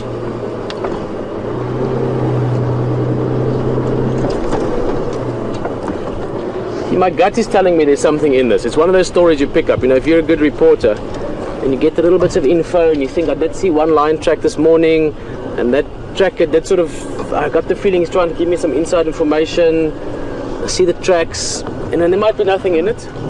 But when you get a hunch, a lot of good tracking and a lot of good finding of animals is based on skill combined with a good hunch, combined with a feeling. I don't know, I've still got a feeling there's something in the story, I just don't know what it is. It's got a cool tree here, on a dead tree. This is a dead leadwood, and this one could be a couple hundred years dead already. These trees can stand for up to about 1,000 years after they've died. Never mind before, they can grow for about 1,000 years as well. Here's a question for you. It's not quite rhetorical, but sort of borderline, I guess. But a tree like that, if it's dead, is it still a tree? Let us know. Hashtag Safari Live for a tweet. Questions at WildEarth for an email. And stop in the middle of the... Let go, folks. And oh no, we haven't. There's another couple up here. This elephant herd is so spread out. I do apologise for that crash cut to here. We just lost a bit of signal with Pete, but we've got another individual up here. So I've been driving for about 2 minutes up this road, and there's the leader of the pack up here. Hello, boy. He's a young male here. He was right. I'm just trying to get a better shot for you, Vim, so let me just move around.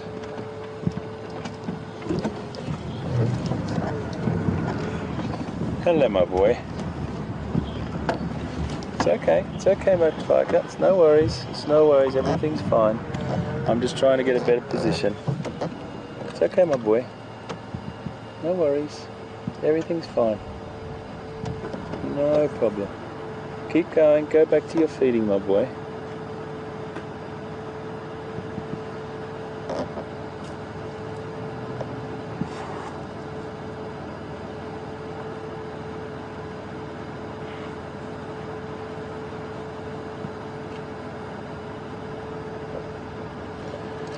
So I've just driven up here and came across this other young male. He's leading the sort of herd up through this way, and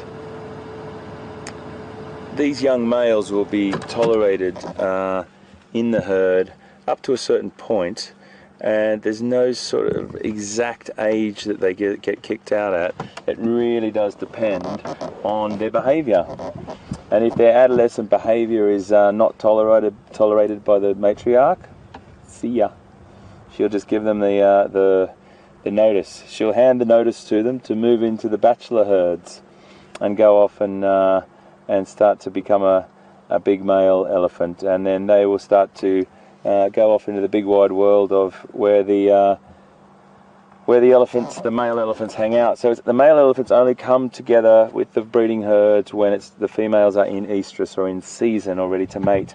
So therefore you might see a big male trailing behind a herd when he can pick up the scent that a female is in season.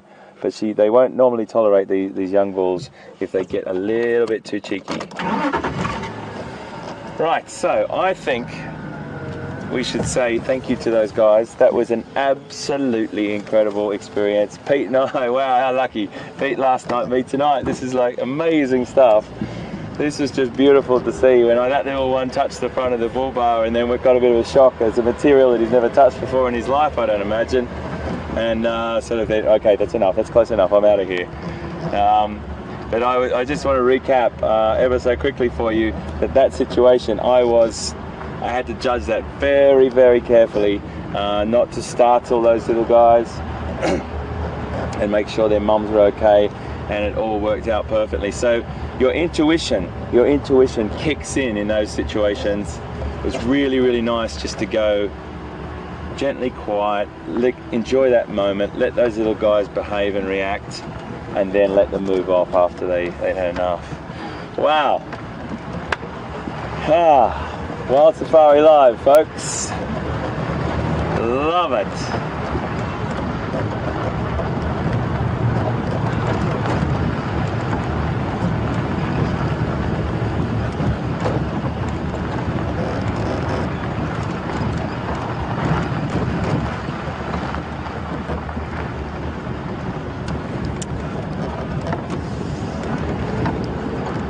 Joe in Wales, how are you?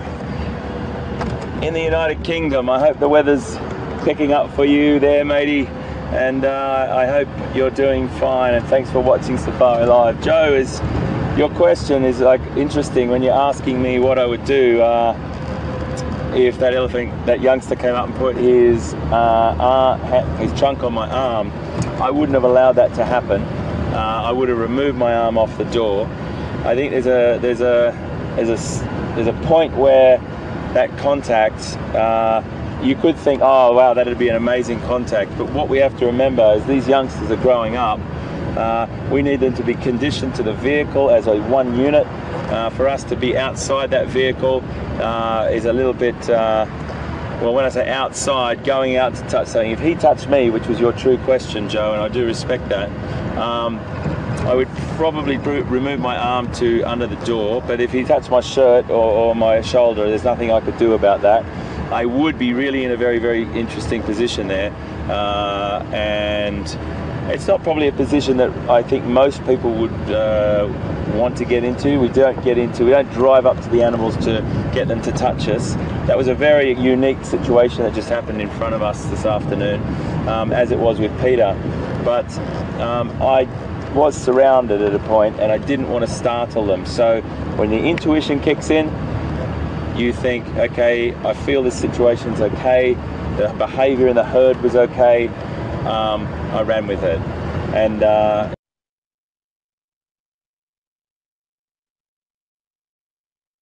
enjoyed that. That was an absolutely awesome experience for us here and all you watching. And thanks so much for all the information throughout. Right, I'm going to head down, and thank you, Joe, for your question in Wales. A beautiful, beautiful part of the world, which I share your big island. We are going to head down to a couple of the water points now, and I just told VM one plan, and I've changed it as I've been talking. We're going to head down here, we're going to go down and check out Twin Dams quickly, or we might go to Viatella Dam. I'll make a decision when we get to the bottom of the hill. In the meantime, let's cross over to Pete and see what he's up to, and I'll be right back with you as soon as we get somewhere nice.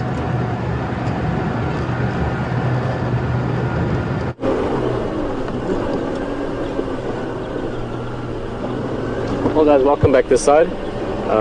Sorry, I'm just something on the radio that I couldn't quite understand. We are around the corner, literally just around this next bunch of bushes. We're gonna be on the open area in front of Arathusa Lodge. Always a nice area, always exciting when you come up to any big waterhole.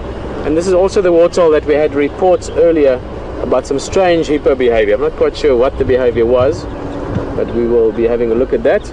But all together, just a beautiful setting. This is a lovely lodge, Arathusa Safari Lodge. Not only a great setting, great people as well. Quite a few friends here over the years. Imagine that, just sitting on a waterhole, hippos in the waterhole. This time of year, as we said just a few minutes ago, with dry conditions, we're going to have very, very busy waterholes. Elephants, buffalo, lions, leopards, everything's going to come for a drink at some stage. But for now, animals that stay in the waterholes not only drink the water but make it their home. We're going to go sit here and have a look at these hippopotamuses, or hippopotami, a bit like the mongooses. Let's see what they get up to. Maybe there's some interesting behavior to explore or talk about.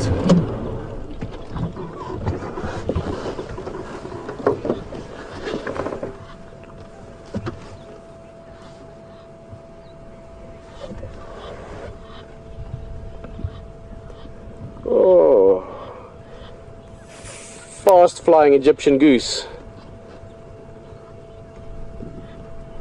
Eee! Landing. I don't think that's its proudest landing ever. All Egyptian geese here along the side as well. Again, we'll get concentration of this as well. All your wading birds, you know, your plovers and herons, all these birds will start concentrating more and more on the waterholes that has water left. So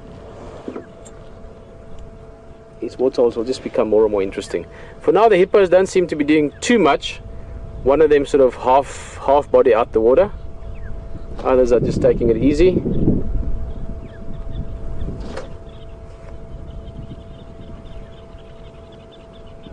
It looks like an adult. It's always difficult with hippos. There's not much of a difference.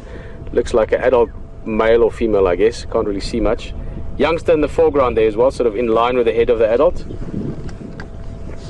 Looks like 1, 2, 3, about 5 or 6 or so hippos here.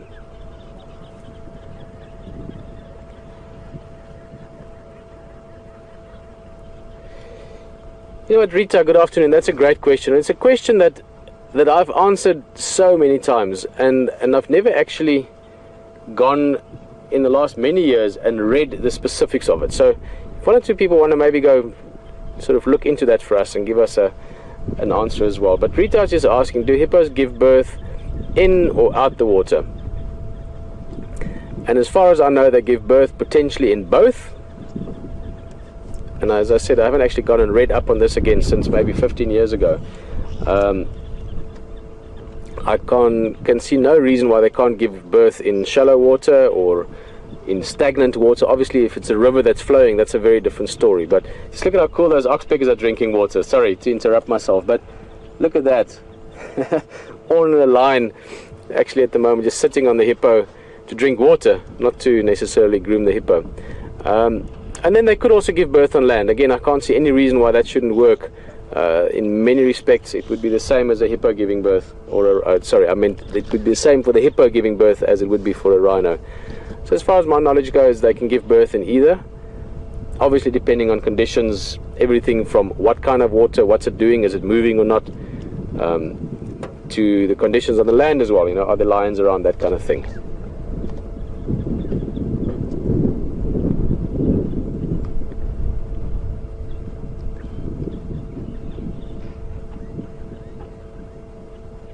Beautiful late afternoon light. Baby hippo there practicing his intimidating yawn. Yawning with hippos is a very important part of their displays. Threat behavior, or sometimes just to show off a little bit, sort of, you know, like showing your muscles kind of thing.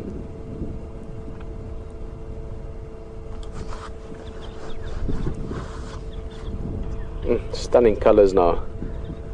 Magic hour is here, late afternoon, soft light, all the colors become beautifully pronounced. It is really a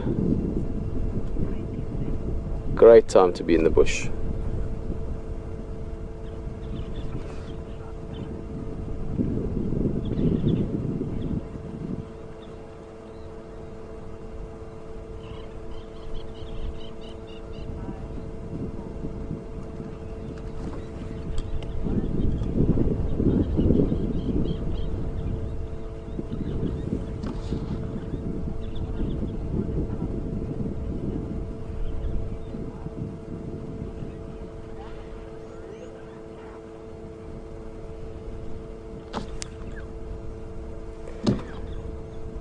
Let's have another close look at them.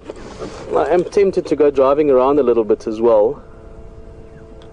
Keeping in mind, I mentioned earlier we had a lion track here this morning in this area. Let's go see if we don't maybe find some fresh tracks. Also, there's a good chance the lion might appear here at the lodge. You never know.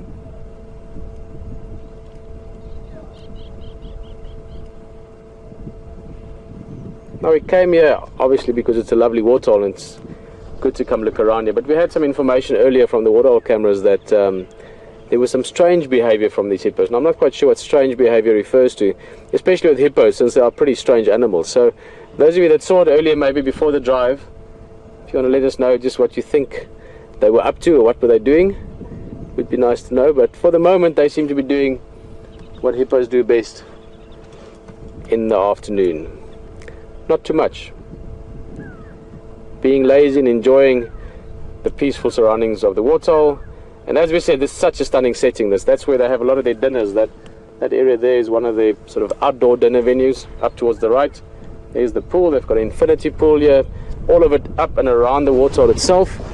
A few of the rooms are around the waterhole, and then some of the rooms further down the drainage line. Beautiful place. Arathusa Safari Lodge.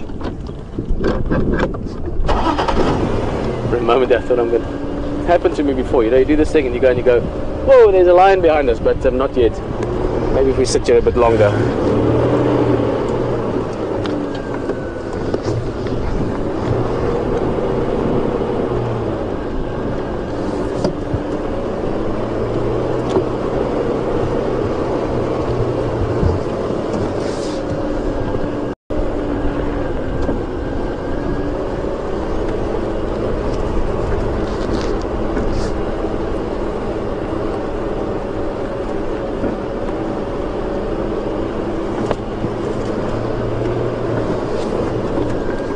It's been a bit of time, and there's a few impalas coming down for a drink as well now.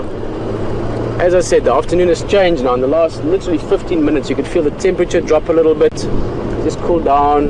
The light is getting beautiful. This is what these impala, when they come down, you can sometimes find that they're a little bit sort of boisterous when they come down to drink. And around the waterholes, you will often get interaction between different species. Steve, hello, you're asking us about buffalo, hippo, and elephant. Some of the interactions. Why would those elephants earlier chase the buffalo around? Look at that. Mostly, actually not mostly. 3 and 2. 3 male impala, 2 females. A bit of a strange mix, but there are some impala a bit further back that I saw. Steve, just what you saw earlier, I didn't see exactly what was going on, but you will often find elephant, either adult elephant just chasing buffalo away from the waterhole, especially when there's pressure on the waterholes. In other words, when there's a bit of a dominance game. Or sometimes chase them away because there's young elephants around. You will also sometimes see young elephants, and I'm not talking about 2-3 month old ones, I'm talking a little bit older, a few years old, chasing buffalo as well, just because they can. And there's that sort of playful interaction. It's not really aggressive. Coming back to the hippo, I'm sure hippo would occasionally attack buffalo. There's not a reason for it. I mean, hippos don't eat buffalo, they eat grass. But they're strange animals. As I said earlier, you know, hippos in general are a little bit odd. In Pilanesberg, where I worked years ago, there was a case of a hippo that bit an elephant really badly.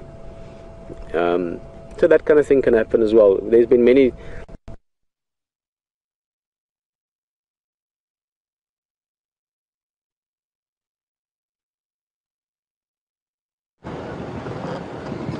Folks, I just wanted to stop and show you something here. I'm just going to see if Wium can see these tracks. Can you see those there, mate, on the road? And if everyone can see them, I'm going to... Yeah, great. I'm just going to get out for a second, folks. I'll be really quick and I'll project my voice so you can hear me. But I might sound like I'm shouting. The reason why I want to show you this is you can see in the picture right there, these are the tracks from the elephant that we have just been looking at. Now, when I came down this afternoon, these tracks there was something quite particular about them. I could ask people to tweet in, but you know, I'm sure you'll all get it. You'll all get the little clue that's in there. And why do you think I know that there was elephant? Okay, no, I'm going to do it. I'm going to show you it. I'll walk up and show you it to you first, and then I'll come back and ask the question. Are you on this one, mate? That one right there? This one? Yep. Okay. So I'm just going to get out of the shadow, folks. So I'm going to draw a circle around it for you.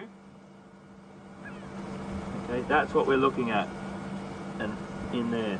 That track there. See all those little wrinkles there? See all those little... it's like a fingerprint, those little cracks. I'm going to ask you a question right now. Why did I find that so interesting? And why did I know that there would be elephant ahead there when we walked out this afternoon? Tweet us or email us, #SafariLive or questions@wildearth.tv and tell us what you think, just in a few words. It's pretty simple in the sense of how many words you need to use, but have a go at it, because what we've learned in the last few days is there's information that unfolds right in front of our very eyes. have a think about it. Why do I know that there was elephant down there at this time of the day and we found them pretty quickly? Come back to us on that. Right, I'm hopping back in, and I just wanted to stop and show you that because it's quite interesting. As I was getting towards the dam today and towards those elephants, I was like, I feel like this was information that I picked up, and I was already past it, so I couldn't show you. Just done a big circle, but that's a really, really nice little thing. Give us a tweet, and the first one to sort of get the right answer, I think will come through, and we'll get a bit of an idea. So it's really just, what does that track tell me that those elephants are over there and are close by?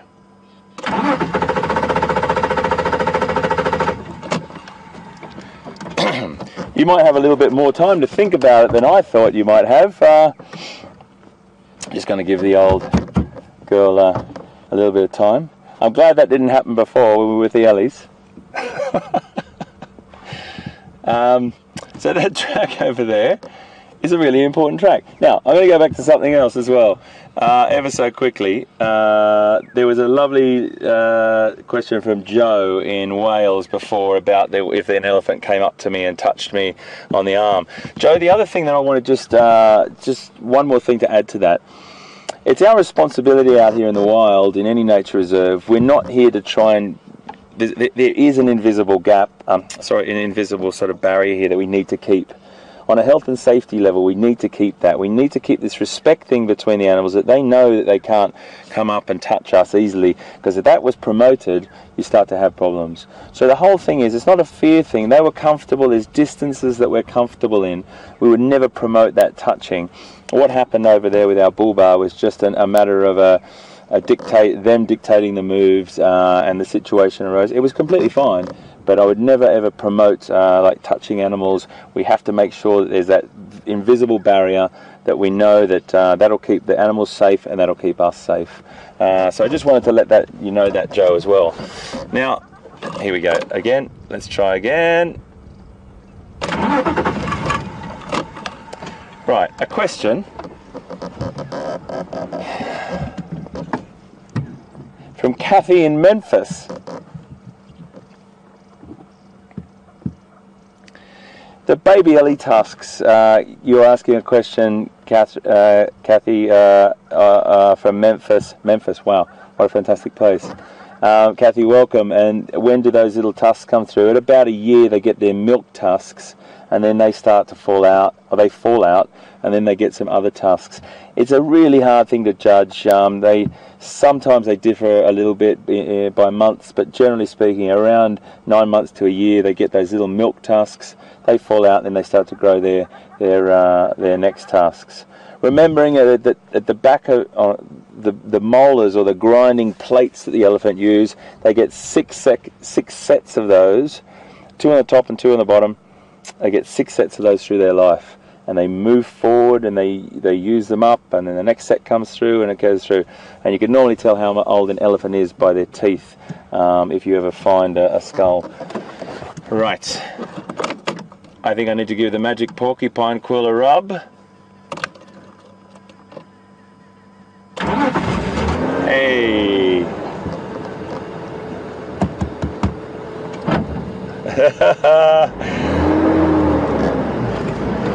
So I'm just going to pull up to Viatella Dam and see what we can see there, folks.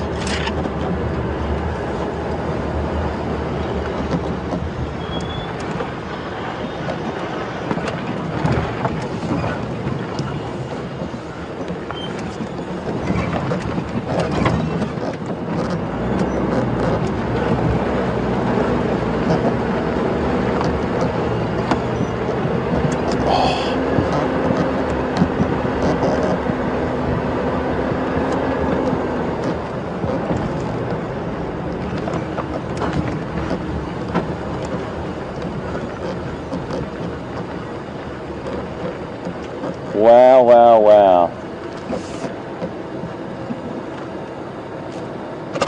Can you track that bird for me, please? BM, I know it's really hard. I do apologise. that bird I wanted to show a lady this morning. I think, I'm just trying to see with my naked eye, I think it's a spoonbill, a juvenile spoonbill. Maybe it'll come back and land. Or is it? Let's see if it does. But in the meantime, while we're waiting for that bird, I'll keep my eyes out. I have to tell you folks, this is a little bit special. I've got a question. Is it? It is. It's a juvenile spoonbill. And a lady this morning asked me about this bird. Let's see if it lands. See if it lands. It's circling around. Nice tracking, Wium, I have to say. Wondering whether it's going to land, and it's comfortable. And a lovely lady asked this morning about, was that a spoonbill at the waterhole? Let's see if it lands at some point. I'll keep my eyes open. Oh, it's landing in the tree. Right. No, it's not. It's deciding on the other tree. Okay. Well, it's really beautiful tracking, Wium. You're doing an amazing job there, mate. This bird we were talking about this morning, and I told this lady that I was going to come back to this. And it is a beautiful bird, and I think it's going to land at some point. Anyway, what I will do is show you on my list. If it does land, we'll come to it on the ground. Have a little look at this spoonbill. Here you go. Has it landed? Oh yes, yes, it has landed. See, do you think you can get that from there, Wium?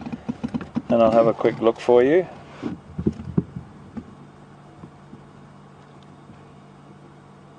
There we go. So that's a juvenile spoonbill.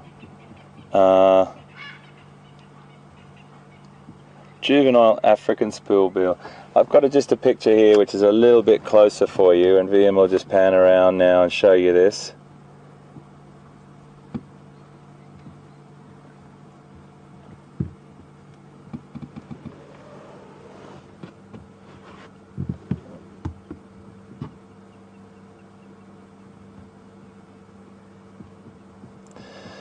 So this is the adult with that beautiful red head and a grey bill, and then the juvenile has got a yellow bill, and that's what we saw this morning. And I just wanted to show this because I do apologise, I can't remember the lady's name, but I want to come back to it. Most important thing is that call. And that call is a real distinct spoonbill call. The reason I knew it was a spoonbill when I came over here specifically for this, actually, it took off and then it flew around. They fly with their neck stretched out, whereas herons have that sort of S shape in their neck. They withdraw their neck back when they fly. Spoonbills fly with their neck out. Now, I've got something very, very special to do right now, and I hope you guys all don't mind me saying hello to my boy, because he's just sent me a message, and he's sitting with all his mates at the moment. Josh, Aaron and David in London, and they're watching WildSafari Live, and they just saw that elephant stuff. So hey my boy, it's so good to have you watching, and I'm sure Mum's watching with you, and Renee and Andrew as well. Fantastic question too, David. Why is elephant's skin so wrinkly? Well, I tell you what, mate, I can't really give you a definite an answer that's going to be like the answer that everyone says. I think it's because they spend so much time out in the bush, and they actually have to have the thickest, strongest skin they possibly can to hold that big body mass together. If they had very thin skin, they would go past those branches, really tough branches that could cut their skin easily. So I believe that their skin is that thickness and that strong because of all the walking and brushing past things they do out in the forest and the woodland. So I would say that's my answer, David, to that.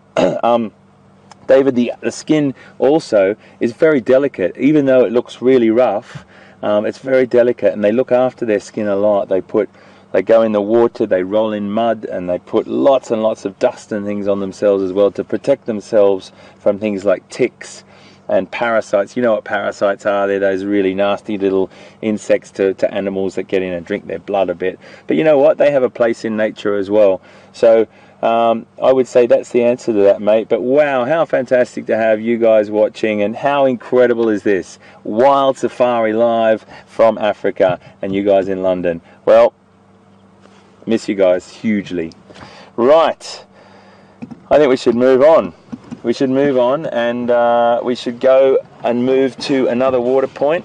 I found the spoonbill. He's over there. I really wanted to do that for that lady because I drove past it this morning, and we can see what else we can find. I'm not sure if we've had any feedback about the tracking question to see what people think. What was the reason? How could I tell that those elephants were very, very close by? I don't know. You tell me. You guys are so knowledgeable out there. You have helped me so much with all the things I need to know. And I reckon you know the answer to this. Why could I tell that track, from that track, that the elephants were around this area?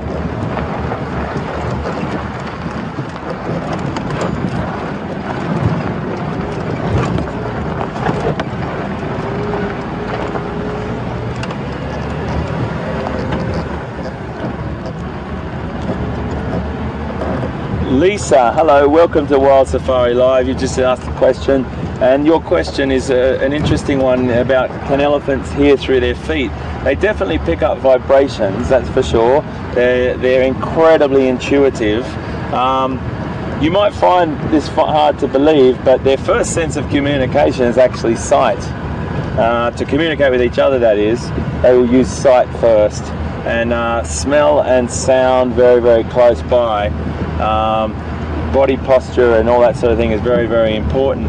But hearing through their feet, I'm not hugely knowledgeable about that particular ability, but maybe someone out there could find out a bit more for us. I know that there's talk about them actually feeling or picking up sensations through their feet, but I'm not sure about hearing through their feet.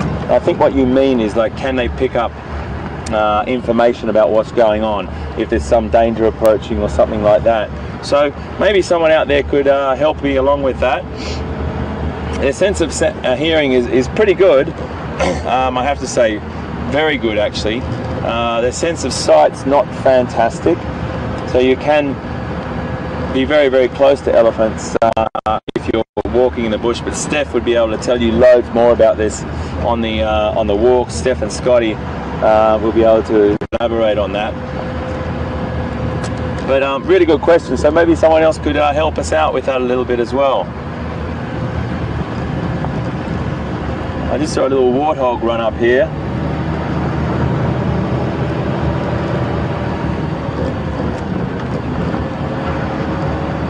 Peter was with warthog earlier this afternoon, and it looked nervous. It might have had a predator around or something like that as well, so that was interesting. But they're quite flighty, they're quite skittish, warthog. They're great prey animals for leopard, lion. There they are, just up there, Wium.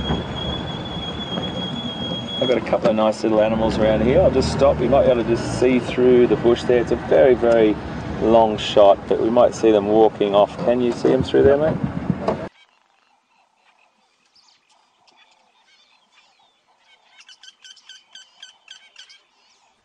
Hello everyone. Being out in the bush and being out there live has its technical challenges. We're experiencing... Well guys, welcome back here, and we're having a little bit of a sort of gremlins and the technical things this afternoon. But we're back on again. You're back on the vehicle with us, and probably about 3 seconds before you arrived with us, there was a leopard lying just there in the sand, and he darted off into the bush. So not sure what's going on now. Aubrey and Texan found him.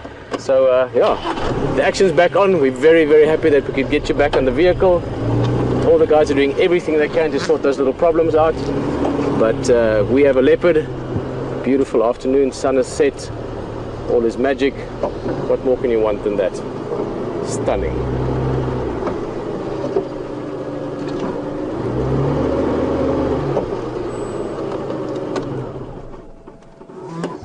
Let's get an ID, guys. So one of the boys.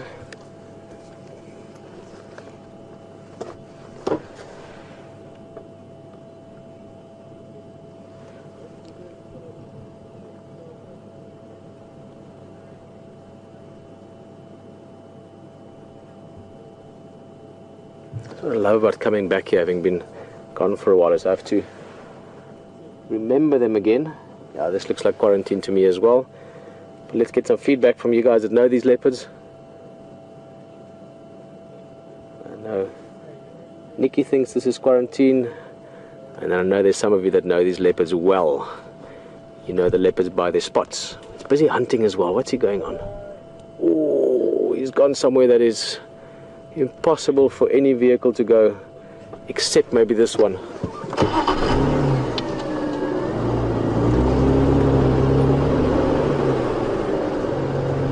How's it, guys? Oh, it's nice rims, that one, huh? Can you see him?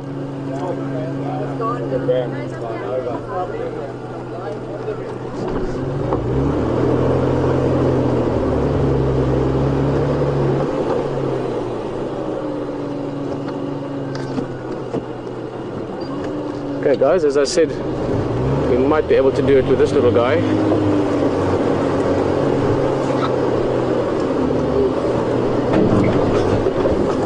Just get our angle right. Oh.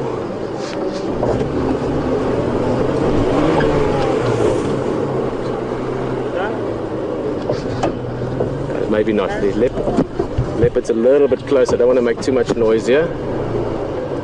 Let's just sit here for now. Hey? Yeah, no, I don't want to make noise. You guys are enjoying this. I didn't realize you can see him still. So if you do that, I said I want to see how the land. Alright, guys, so we've got a leopard. I'm going to show you this leopard. That's my reason for going. Oh, he's moving as well. Oh, he's moving. Can I get up there?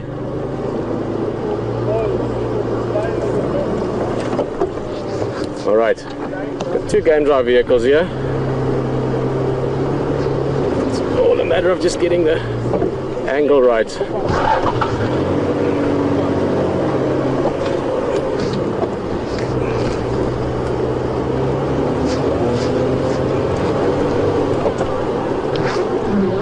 Just up at the top there.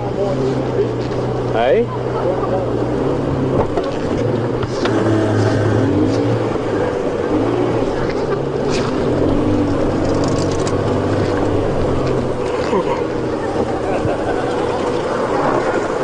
The leopard's up there now. I was hoping for a little spot that we could get up as well, but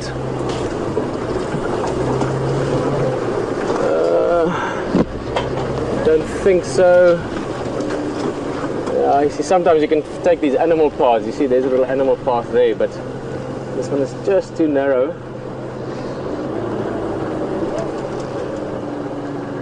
But I do want to get up there, and I want to get up there quickly because this leopard is on the hunt, so we want to get to him, but he's now gone one of the few places that we can't follow.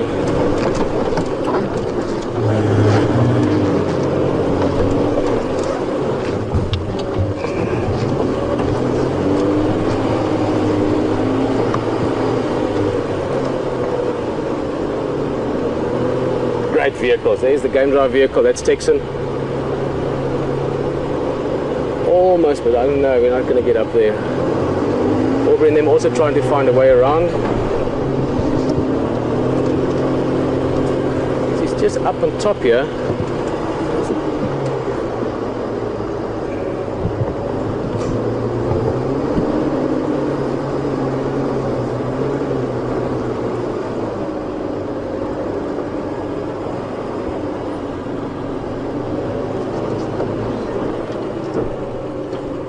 Brilliant, guys. Sorry, I'm listening to the game drivers here as well. We're trying to catch up with this leopard again. Quite a few people coming through agreeing that it's quarantine. Thank you very much for the help with the ID.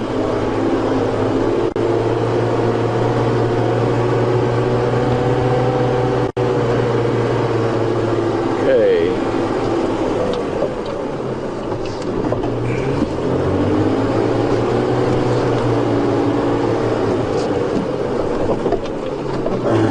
I think we can get up there. Very tricky because there's a big drainage line here, but we can get on this side of it, perhaps.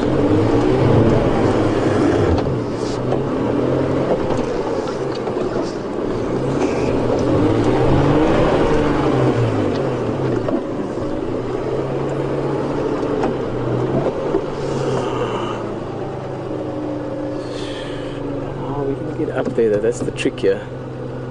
because there's a big drainage line here. We won't be able to cross this at all. I want to make a plan, guys. I think if Hayden is also back up, so both of us are back in the saddle again, maybe drop in with him a little bit, see how it's going. I'm going to find a way to get up there, and we're going to try our best to find quarantine again. I will see you back here in a bit.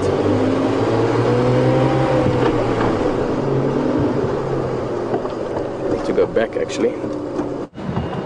We just came up to Buffelshoek Dam to have a little look around. Very quiet. And seeing as we've got about 35 minutes,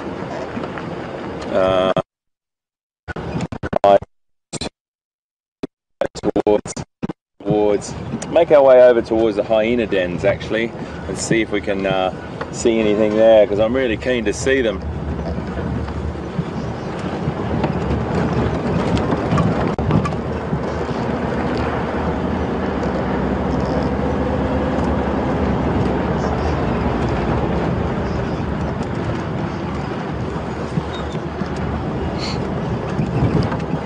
Now it can be a little bit tricky through here for signal for us, folks. It's a notorious area for us, but it's one of the only ways I can get through to here with enough time. So I think we'll be okay.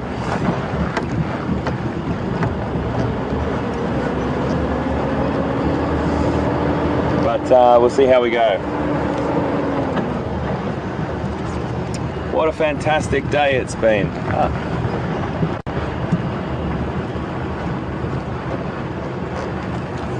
Amazing.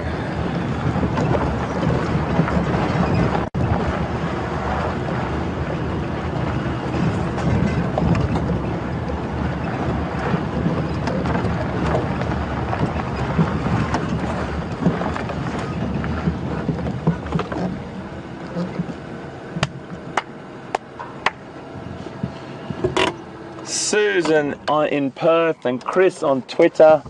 You guys are rock and roll. Absolutely correct answer.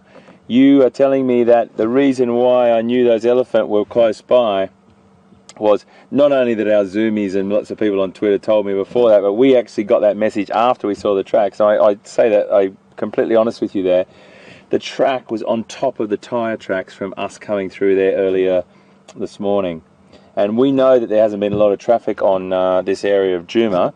So we put two and two together, and sure enough, those fresh tracks were on top of our tyre tracks after we came back through there at about 9 o'clock, 10 o'clock this morning.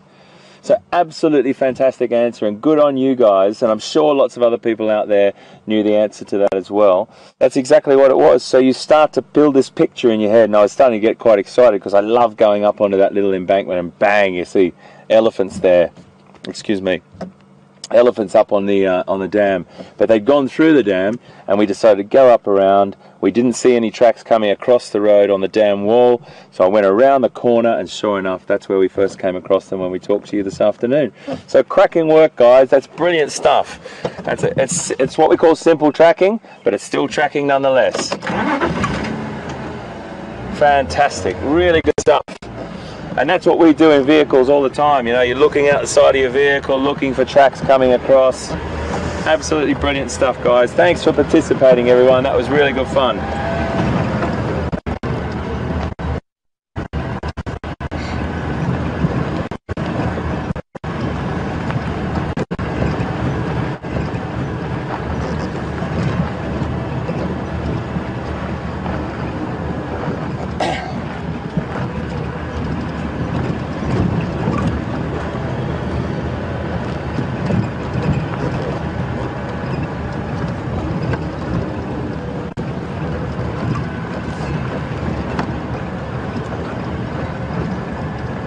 Now, this is a little bit notorious here. We're dropping down a bit more, folks, so I'm going to just not talk for a little bit.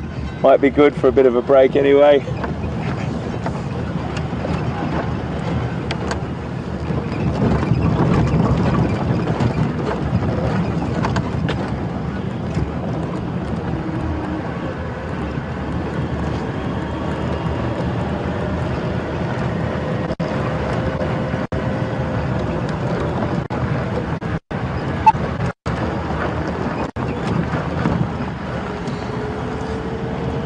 Okay, so we have just come back from, or through, Buffelshoek Dam. Very quiet there, but always worth a look. We're now making our way along this area, but we just so fantastic to get those answers about the tracking, guys. I really appreciate it, and great stuff.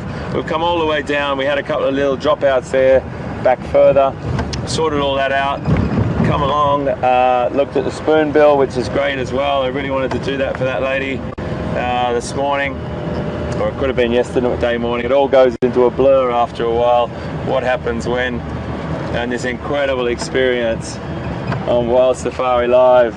It's the ultimate experience for us out here, and I think Pete said it to you yesterday. What a job, eh? Can't believe this is a job for us. It's the best job in the world.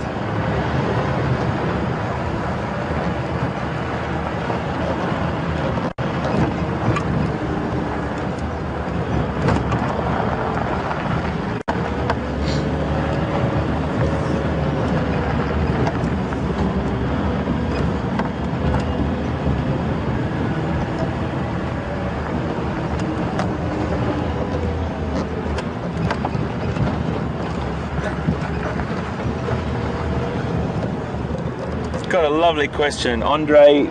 That's a very nice question to ask, and it's good to get different perspective. And Andre, you're asking, Pete said his favourite month to do safaris is May. I'm not sure if he's talking about in Namibia or in Southern Africa in general, but I really like August, and the reason why I say I like August, it is a bit busy because it's quite the sort of height of the safari season.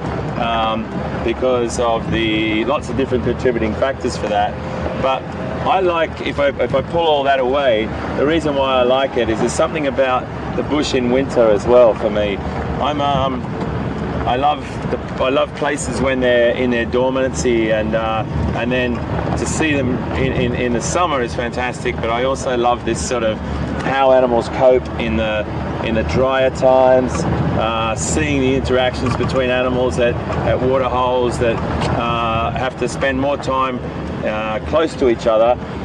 In the summer, where the rains are much more dispersed, or water is much more dispersed across the land, there's a lot more water holes. But in the winter, which is the colder months here in Southern Africa, normally sort of May, June, July, or sort of June, July, August, and May as well, what Pete's saying. I think Pete's saying it because he likes it because it's still got that lovely sort of green lushness to it, but the temperature's not as excruciatingly hot as the summer. But there's loads of different reasons, and I love August. It's super cold at night, which I really like. And I know most of my Southern African counterparts and mates that live down here, girls and guys, men and women, because it only has to drop under 15 degrees and everyone's got their winter woolies on. I think living in the United Kingdom, or being based in the United Kingdom for the last sort of 10 years, has acclimatized me to 15 degrees is a hot summer's day, you know, or 10 degrees is a hot summer's day sometimes. So I have to say August, Andre, and thank you very much for your question, and thanks for having us and being on board.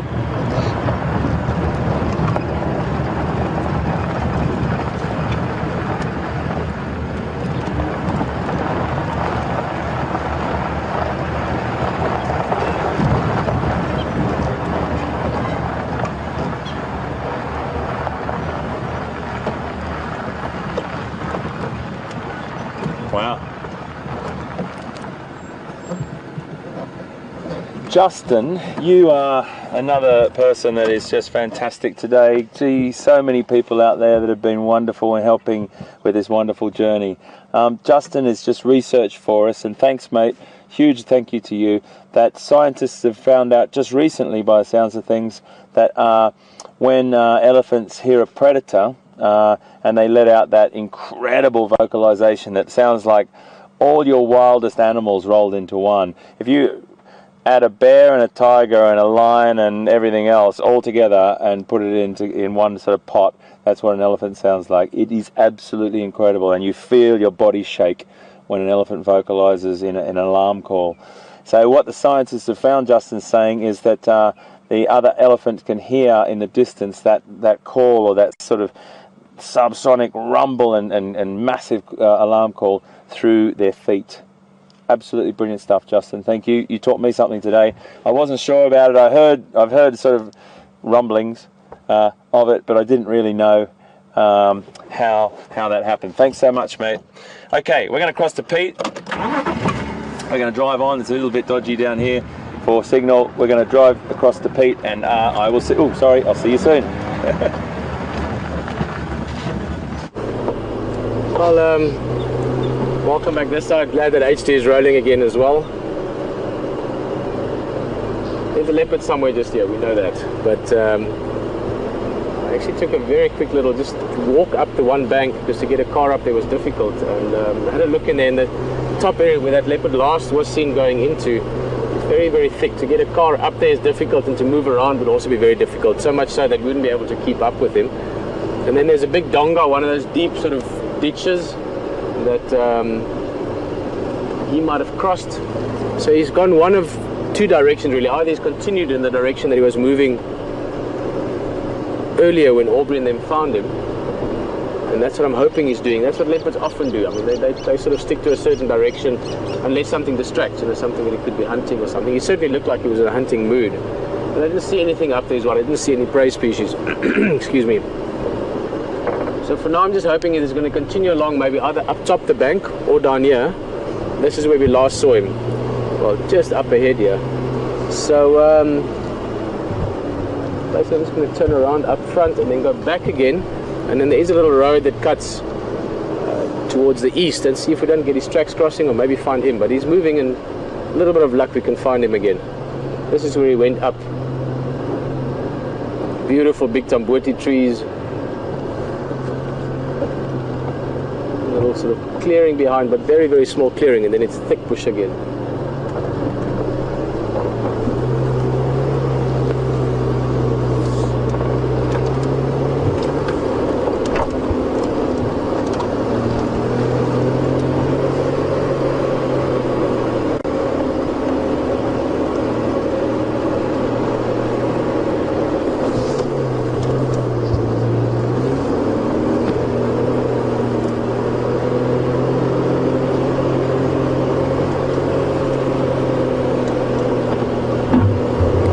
Station go again.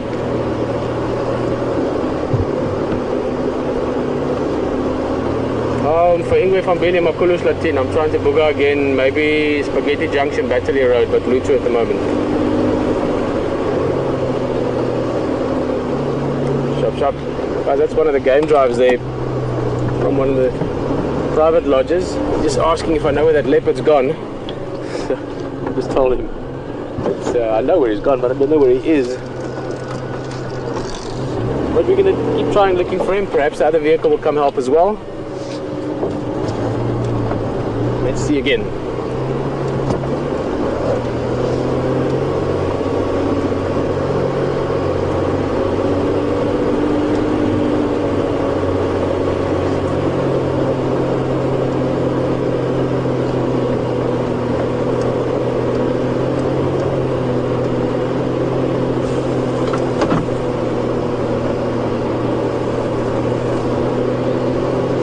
While we're driving along, interesting question there from Brian. He's just saying, who decides whether, at first I thought you meant Brian, who names the animals, as in, Quarantine the male or Karula the female leopard. That's more local, but you're actually meaning species, like bird names that change. Bird names change every now and again. Who decides that? I'm not quite sure. I might be slightly cynical in this respect, but I sometimes think the publishers, so that they can bring out a new round of books. And honestly, I think with valid reason, and obviously then there's proper thinking behind it. It's not just done. But bird names change a lot more than animal names. And then your other part of the question is what or who decides who changes the animal, like families, more the taxonomical breakdown. In other words, the hyenas are between cats and dogs related to the mongoose family, for instance. And that would actually be scientists, not necessarily a lot of changes there. I mean, there's little changes in taxonomy and scientific understanding of what animals fit where, but and that does change a little bit, but that is a much more scientific process, whereas the birding names changing, I think that's more the birding community that sort of, you know, internationally agrees on changing certain names, and that's something that happens every so often. Let's hope for a bit of luck and the leopard.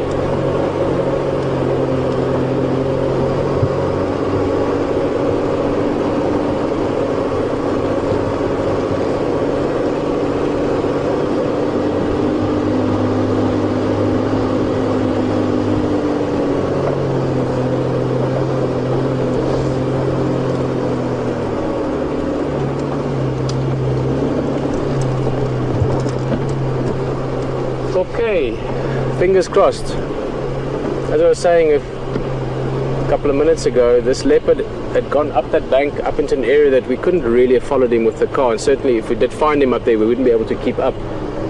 And he could either have turned direction altogether and continued up along that drainage line, which means he's gone for us. But my gut feeling is that he would have continued with his sort of northern direction that he was moving in. He does use this main riverbed very, very often for a sort of a, not a direction, but an area that he moves in. There's a little scrub hare running away. That would be a interesting little snack for a leopard. So we need a bit of luck. Maybe just find him crossing this road if he stayed up on the bank. Or we're going to go back to the riverbed, hope he makes his way back in there again. But quarantine is out and about.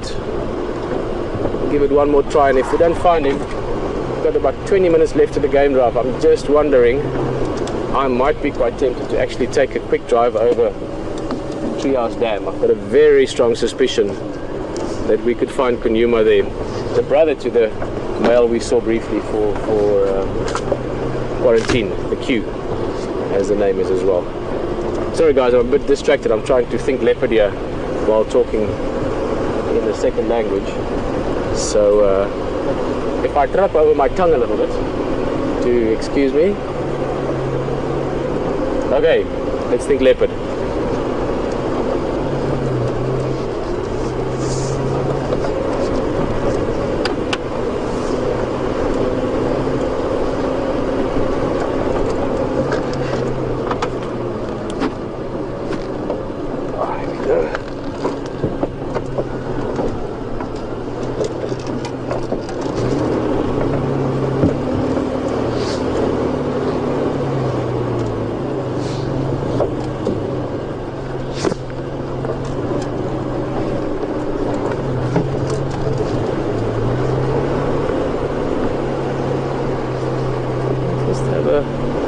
Look up here as well. This is the bank on the other side. I doubt he would have crossed, but again, it's not impossible.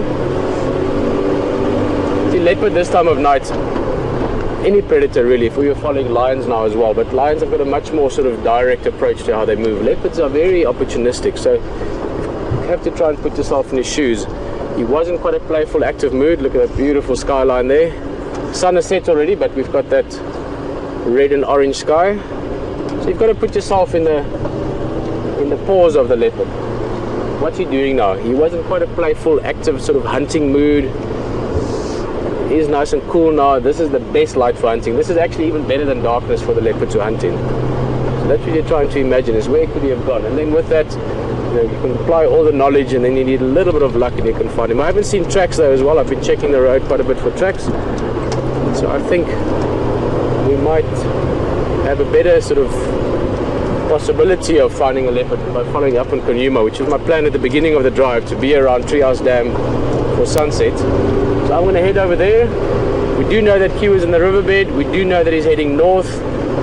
Tomorrow morning we'll look for him again, Chelapan, maybe up towards Gowrie Waterhole. Those of you that keep an eye on the waterholes, very good chance that he might pop out at Gowrie Waterhole for a drink tonight. You guys enjoying the sunset there? Good guys. A little sundowner drink from the guest from Juma. But for now we've got a bit of time left. Beautiful evening, and I'm gonna do my best to find Kunyuma. It'd be nice to see him again.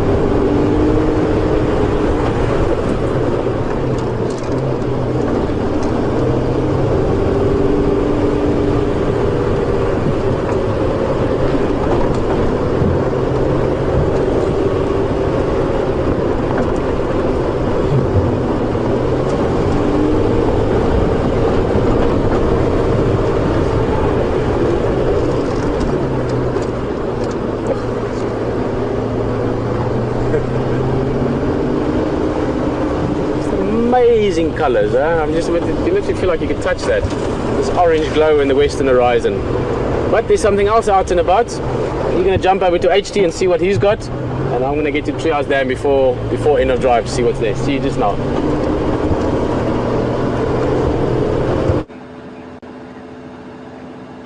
So folks, what we've got just there is one of the hyenas around this area. She's just gone back into, we're going to go round to her. I'm pretty sure, I couldn't get a visual on her, but the den site that they have is just here. So what I think we should do is just drive around to the den and just sit at the den rather than crashing through the bush after her there.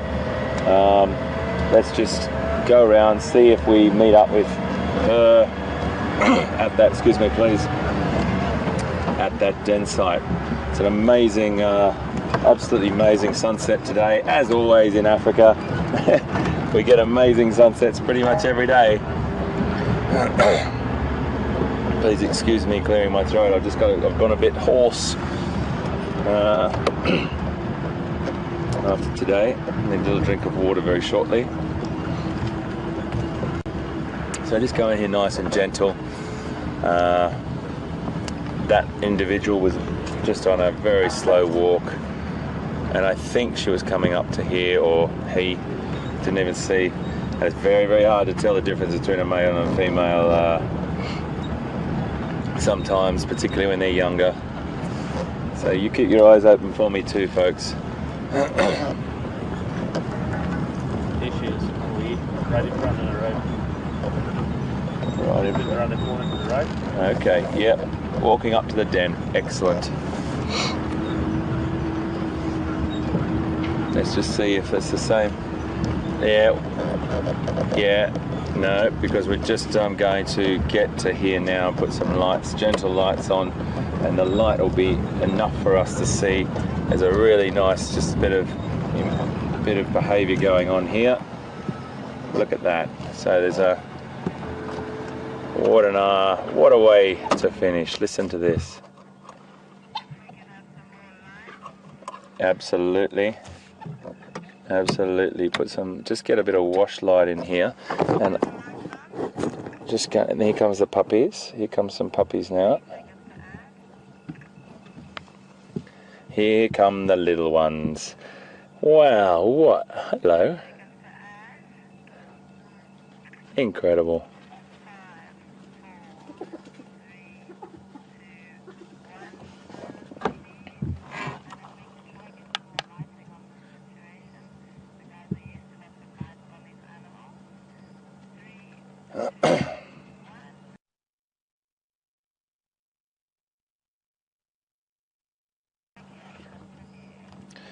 So this particular individual here that I've got the light on now, the light looks quite hot, folks. I'm not going to put it on their eyes, of course, but is chasing off another couple of hyena.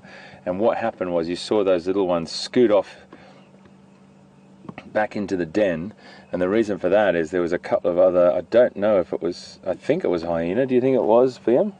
I didn't see anything else. I don't know what the situation was there, but it was a predator, and it did look like another hyena, but I've just got a little bit of light on her now, lying there, and I think this other individual will come back. Now, I don't know this clan very well, excuse me, folks, so I'm not going to tell you who's who, and obviously I think this looks like the mother here, or is this the mother here? No, and here comes another one. So there's about 3 or 4 here. So there's this behaviour here is a greeting sort of behaviour. Here come the puppies, just behind here. It's an incredibly complex social structure, and all the behaviour you can see going on now is this male submissive begging that gets to a hysterical level at some points. Where the males, it's a listen. And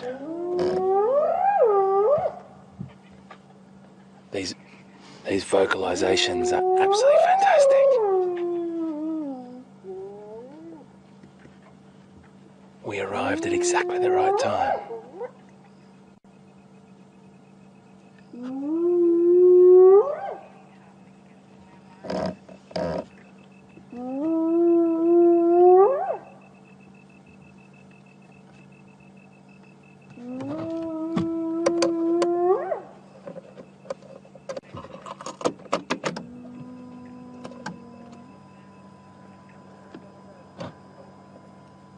The puppies, the clan,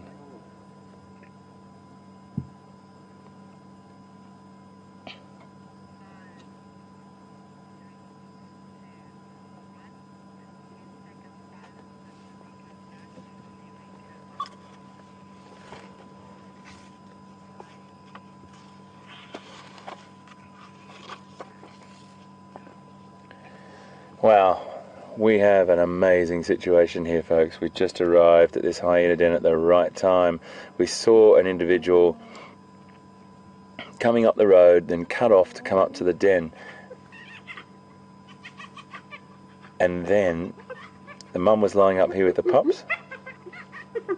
Look at this.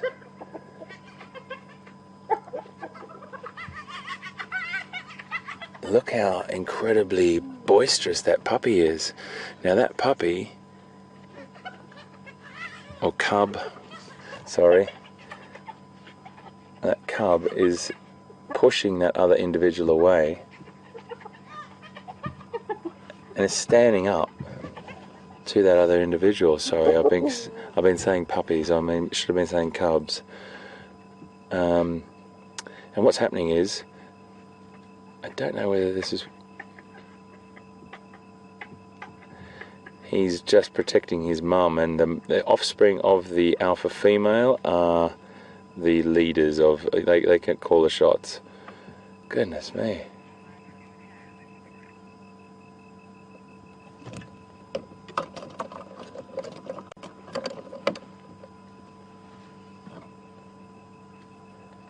Let me just I need to maybe just reposition the vehicle here just to get a little bit more light, softer light rather than this big spotlight on. Look at the puppies up here on the left there. Cubs, I'm so sorry. Hyena cubs. Amazing. Really investigative. I'm amazed that there's 3 actually still alive.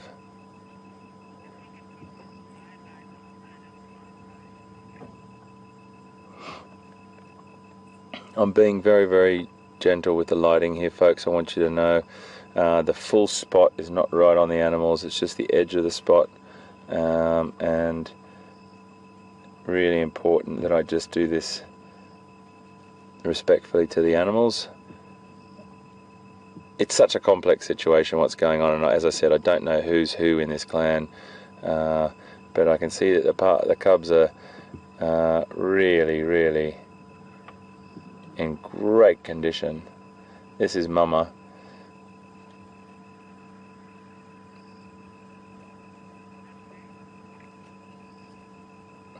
And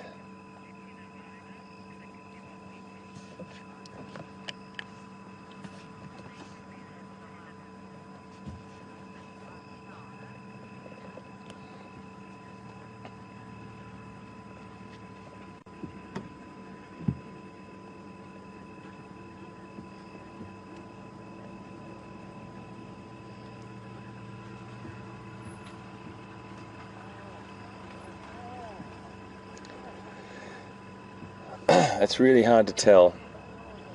The little bit of information that I do have is that this female that was lying down on the ground, which is this individual on the right of the screen, I'm pretty sure when it comes to hyena, it's always a bit tricky to tell who's who until you get to know them. I'm pretty sure this individual here, right in the bank, smack in the screen, looking, facing with his chest to us, is a cub of that alpha female, and that's what all the hoo-ha was about when he came up, back up to his mum, and then the other cubs were trying to push him away, and really making a bit of a skirmish there. And it just goes to show you that the sort of boldness of the cubs of the alpha female, and how even at that age they'll stand up to other adult hyenas because they know they've got their mum to look after them there. I've got one other vehicle here, folks, just to our left, so if you do see another light shining around, that's what it is. I'm going to just nose up a little bit further so you can get better view. So Wium, if you can just bear with me for a second, just let me start the vehicle.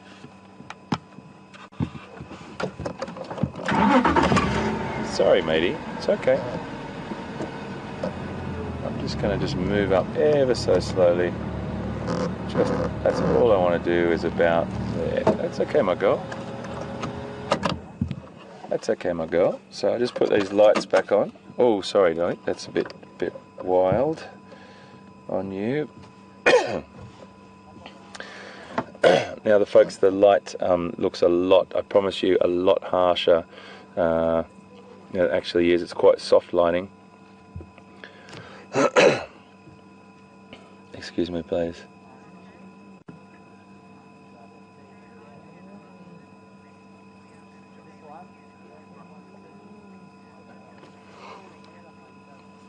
Folks, I can't believe this.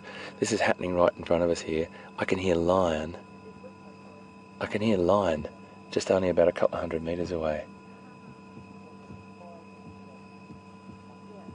So we've got hyena, we've got lion on the property, definitely. We've got this little cub walking up to us here on the left. Really cute. Super cool, these animals. Very inquisitive. Lots of sense. Their sensual awareness is really high at the moment. They're like figuring out new smells and everything. But what an incredible day it's been, folks. And I just want, while you're looking at these beautiful pictures, you can just, I'll just recap a little bit of what we saw. We had Pete looking for that leopard, and obviously had some great times over at Arathusa. And then we've had an incredible elephant interaction as well. Today with those little babies. It has just been one spectacular day for all of us, and you've been right there with us on WildSafari Live today, folks. It's such a pleasure to have you on board and to be working with Pete and the whole team here. It's just a fantastic experience for me and hopefully for all of you. So I'll probably just turn this light down and come round to camera for you and just do a lovely little farewell to say thank you, what I love to say every day. And I really mean that. Thank you for all the time, all the work, all the research you did for us, everything. It's been a fantastic time, and that's what it's all about. It's the interaction that you can have with us live in the African bush. That's what WildSafari Live's all about. And I hope you join us tomorrow. We'll be up again in the morning to do it all again. And all I can say to you is that this is one of the best things that I've ever done in my life. It really does feel like you're reborn again in television. WildSafari rocks, guys. I'll tell you what, I'll see you next time.